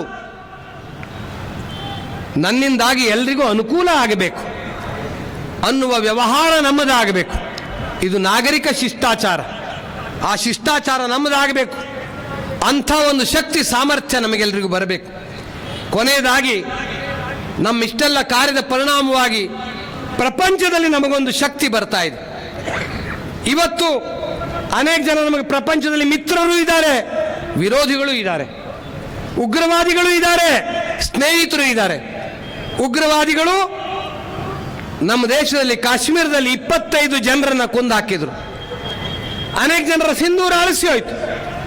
ಆದರೆ ಆ ಸಿಂಧೂರ ಅಳಿಸಿದ ಆ ಉಗ್ರಗಾಮಿಗಳನ್ನ ಈ ಲೋಕದಿಂದ ದೂರ ಮಾಡುವ ಮಹಾಪರಾಕ್ರಮದ ಕಾರ್ಯ ಈ ದೇಶದಲ್ಲಿ ಆಪರೇಷನ್ ಸಿಂಧೂರ್ ಹೆಸರಿನಲ್ಲಿ ನಡೀತು. ಹಿಂದೊಂದು ಕಾಲ ಇತ್ತು, ಉಗ್ರಗಾಮಿಗಳು ನಮ್ಮ ದೇಶದ ಮೇಲೆ ಆಕ್ರಮಣ ನಡೆದಾಗ ನೋಡ್ಕೋತೀವಿ ನೋಡ್ಕೋತೀವಿ ನೋಡ್ಕೋತೀವಿ ಅಂತ ಹೇಳ್ತಿದ್ರು. ಆದರೆ ಜೇಬನಿಂದ ಕತ್ತಿ ಹೊರಗೆ ಬರ್ತಿರ್ಲಿಲ್ಲ, ಬಂದೂಕ್ ಹೊರಗೆ ಬರ್ತಿರ್ಲಿಲ್ಲ, ಕ್ಷಿಪಣಿ ಹೊರಗೆ ಬರ್ತಿರ್ಲಿಲ್ಲ, ಕೇವಲ ಮಾತು ಮಾತ್ರ ಹೊರಗೆ ಬರ್ತಿತ್ತು. ಈಗ ಕಾಲ ಬದಲಾಗಿದೆ. ಭಾರತದ ಮೇಲೆ ಆಕ್ರಮಣ ಮಾಡುವಂತ ದುಸ್ಸಾಹಸ ಪ್ರಪಂಚದ ಯಾವ ದೇಶಕ್ಕೂ ಆಗೋದಿಲ್ಲ. ಅಂತ ಶಕ್ತಿ ಸಾಮರ್ಥ್ಯವನ್ನು ನಾವು ಬೆಳೆಸ್ಕೊಂಡಿದ್ದೀವಿ.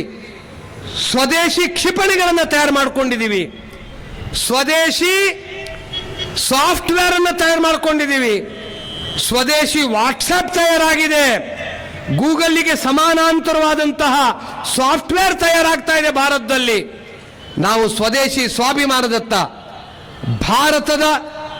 ಭಾರತದಲ್ಲಿ ಭಾರತಕ್ಕಾಗಿ ಅನೇಕ ಸಂಗತಿಗಳನ್ನು ತಯಾರು ಮಾಡುವಂಥ ಸಾಮರ್ಥ್ಯವನ್ನು ಬೆಳೆಸ್ಕೊಂಡಿದ್ದೀವಿ. ದೊಡ್ಡಣ್ಣಿಗೆ ಸ್ವಲ್ಪ ದುಃಖನೂ ಆಗಿತ್ತು, ಸಿಟ್ಟು ಬಂದಿತ್ತು. ಅವರು ವ್ಯಾಪಾರ ಆಗತ್ತಾ ಇಲ್ಲ ಅನ್ನೋದು ಬಹಳ ಪ್ರಮುಖವಾದ ಕಾರಣ.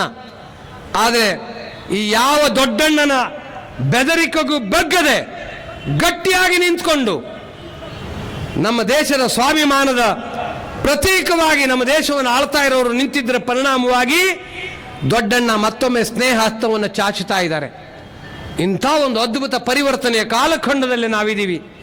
ಅದಕ್ಕಾಗಿ ಈ ಕಾರ್ಯಕ್ಕಾಗಿ ಶ್ರಮಿಸಿದ ಹಿಂದಿನ ಎಲ್ಲ ಮಹಾಪುರುಷರ, ನಮ್ಮ ಪರಂಪರೆಯ ವಾರಸುದಾರರ ಡಾಕ್ಟರ್ ಹೆಡಗೇವಾರರಿಂದ ಮೊದಲುಗೊಂಡು ನಿನ್ನೆ ಮೊನ್ನೆಯವರೆಗೆ ನಮ್ಮ ಜೊತೆಗಿದ್ದು ಕಾರ್ಯ ಮಾಡಿದಂಥ ಎಲ್ಲ ಕಾರ್ಯಕರ್ತರ, ದೇಶಕ್ಕಾಗಿ ಬದುಕು ಬಾಳಿದ ಎಲ್ಲ ಮಹಾಪುರುಷರನ್ನು ಸ್ಮರಣೆ ಮಾಡ್ತಾ ನಮಗೆ ಸಹಾಯ ಮಾಡಿದಂಥ ಎಲ್ಲರನ್ನ ಸ್ಮರಿಸ್ತಾ ಅವರೆಲ್ಲರ ಬಗ್ಗೆ ಹೃದಯದಲ್ಲಿ ಕೃತಜ್ಞತೆ ಇಟ್ಕೊಂಡು ಸಮಾಜ ನಮ್ಮ ಜೊತೆಗೆ ಬರಬೇಕು ಅಂದ್ಕೊಂಡು ಸಮಾಜದ ಬಗ್ಗೆ ಅತ್ಯಂತ ಪ್ರೀತಿಯ ಭಾವನೆಯನ್ನ, ಗೌರವದ ಭಾವನೆಯನ್ನು ಇಟ್ಕೊಂಡು ಮನೆಗೆ ಹೋಗೋಣ. ಈ ವರ್ಷ ನಾವು ಎಲ್ಲರ ಮನೆಗೆ ಹೋಗೋರಿದ್ದೀವಿ. ನಮ್ಮ ಸಂಕಲ್ಪವೇನು? ಪ್ರತಿಯೊಬ್ಬ ಹಿಂದೂ, ಪ್ರತಿಯೊಂದು ಮನೆ ಅದು ರಾಷ್ಟ್ರೀಯ ಸ್ವಯಂ ಸೇವಕ ಸಂಘದ ಕಾರ್ಯವನ್ನು ಅನುಕರಿಸುವಂತಹ ಡಿಟೋ ಮಾಡುವಂಥ ಅವಶ್ಯಕತೆ ಇಲ್ಲ. ಆದರೆ ರಾಷ್ಟ್ರೀಯ ಸ್ವಯಂ ಸೇವಕ ಸಂಘ ಯಾವ ಕಾರ್ಯಕ್ಕಾಗಿ ಬದುಕ್ತಾ ಇದೆ? ರಾಷ್ಟ್ರ ಪ್ರಥಮ, ರಾಷ್ಟ್ರದ ಹಿತಕ್ಕಾಗಿ ಬದುಕಬೇಕು. ರಾಷ್ಟ್ರವೇ ಸರ್ವೋಪರಿ. ರಾಷ್ಟ್ರದ ಹಿತಕ್ಕಾಗಿ ಎಲ್ಲ ತ್ಯಾಗಕ್ಕೂ ನಾನು ಸಿದ್ಧ. ನಿತ್ಯದ ಉಸಿರಾಟದಲ್ಲಿ, ನಿತ್ಯದ ವ್ಯವಹಾರದಲ್ಲಿ ಆ ಕಾರ್ಯವನ್ನು ನಾನು ಮಾಡ್ತೀನಿ ಅಂತ ಪ್ರತಿಯೊಬ್ಬ ಮನೆಯ ಹಿಂದೂ, ಅದು ತಾಯಿ ಇರ್ಬೋದು, ತಂಗಿ ಇರ್ಬೋದು, ಅಕ್ಕ ಇರ್ಬೋದು, ಅಣ್ಣ ಇರ್ಬೋದು, ಅಪ್ಪ ಇರ್ಬೋದು, ಅಜ್ಜ ಇರ್ಬೋದು, ಎಲ್ಲರೂ ಅಂತ ಒಂದು ಸಂಕಲ್ಪ ಮಾಡಬೇಕು ಅಂತ ನಮ್ಮ ಒಂದು ವಿನಂತಿಯನ್ನು ಇಟ್ಕೊಂಡು ನಾವು ಈ ವರ್ಷ ಮನೆಗೆ ಬರೋರಿದ್ದೀವಿ. ನೀವೆಲ್ಲರೂ ಈ ಕಾರ್ಯದಲ್ಲಿ ನಮ್ಮ ಜೊತೆಗೆ ಹೆಗಲಿಗೆ ಹೆಗಲು ಕೊಟ್ಟು ಕೆಲಸ ಮಾಡ್ತೀರಿ ಅನ್ನುವಂಥ ವಿಶ್ವಾಸ ನನಗಿದೆ. ಭಾರತ ವಿಶ್ವಕ್ಕೆ ಅತ್ಯಂತ ಮಾರ್ಗದರ್ಶನ ಮಾಡುವಂಥ ಕಲ್ಪನೆಯನ್ನು ಇಟ್ಕೊಂಡಿದೆ. ಯಾಕೆ ಅಂದರೆ ನಮ್ಮ ಕಲ್ಪನೆ ಅದು ಕೇವಲ ಭಾರತಕ್ಕಾಗಿ ಮಾತ್ರ ಅಲ್ಲ, ವಿಶ್ವ ಕಲ್ಯಾಣದ ಕನಸು ನಮ್ಮದು. ನಾ ಆಗಲೇ ಹೇಳಿದಂತೆ ವಸುಧಾ ಏವ ಕುಟುಂಬಕಂ, ಇಡೀ ವಿಶ್ವವೇ ನಮ್ಮ ಕುಟುಂಬ. ಇಡೀ ವಿಶ್ವ ಕೃಣ್ವಂತೋ ವಿಶ್ವಮಾರ್ಯಂ ಅಂತ ಹೇಳಿದವರು ನಾವು. ಆರ್ಯ ಅನ್ನೋದು ಒಂದು ಜನಾಂಗ ಅಲ್ಲ, ಅದೊಂದು ಸಂಸ್ಕೃತಿ. ಇಡೀ ವಿಶ್ವವನ್ನ ಸುಸಂಸ್ಕೃತನನ್ನಾಗಿ ಮಾಡ್ತೀವಿ. ಸಂಸ್ಕೃತಿಯ ಕಡೆಗೆ ಎಲ್ಲರನ್ನೂ ತರ್ತೀವಿ ನಾವು. ಭೂಮಿಯನ್ನ, ಪ್ರಕೃತಿಯನ್ನ ಪ್ರೀತಿಸುವಂತ ಜನರನ್ನಾಗಿ ಸಂಪೂರ್ಣ ವಿಶ್ವವನ್ನ ಪರಿವರ್ತನೆ ಮಾಡ್ತೀವಿ. ಪ್ರಕೃತಿಯ ಶೋಷಣೆಯನ್ನ ಮಾಡದೆ, ಪ್ರಕೃತಿಯನ್ನ ಸಂರಕ್ಷಿಸುವ, ಪ್ರಕೃತಿಗಾಗಿ ಎಲ್ಲ ತ್ಯಾಗವನ್ನ ಮಾಡುವ, ಕೇವಲ ಸ್ವಂತಕ್ಕಾಗಿ ಬದುಕೋದಲ್ಲ, ಎಲ್ಲರಿಗಾಗಿ ಬದುಕುವ, ಎಲ್ಲರ ಹಿತವನ್ನ ಗಮನದಲ್ಲಿಟ್ಕೊಂಡು ನನ್ನ ಸ್ವಂತದ ಜೀವನವನ್ನು ರೂಪಿಸಿಕೊಳ್ಳುವ ಸಮಗ್ರ ಚಿಂತನೆಯ ಒಂದು ರಾಷ್ಟ್ರೀಯ ವಿಶ್ವದ ಆಂದೋಲನವನ್ನು ನಾವು ಬೆಳೆಸಬೇಕಾಗಿದೆ. ಅಂಥ ಕಾರ್ಯದ ದೊಡ್ಡ ಜವಾಬ್ದಾರಿ ಹಿಂದುವಿನ ಮೇಲೆ ಇದೆ. ಹೀಗಾಗಿ ಹಿಂದುವಾಗಿ ಉಳಿಬೇಕು. ಎಲ್ಲಿವರೆಗೆ ಹಿಂದುವಾಗಿ ಉಳಿಯೋದಿಲ್ವೋ ಭಾರತನೂ ಉಳಿಯೋದಿಲ್ಲ, ವಿಶ್ವನೂ ಉಳಿಯೋಲ್ಲ.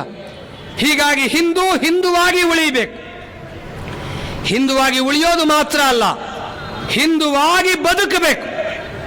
ತನ್ನ ಪರಂಪರೆಯ ವಾರಸುದಾರನಾಗಿ, ಪ್ರಾಚೀನ ಪರಂಪರೆಯ ವಾರಸುದಾರನಾಗಿ ಅದ ಬದುಕಬೇಕು.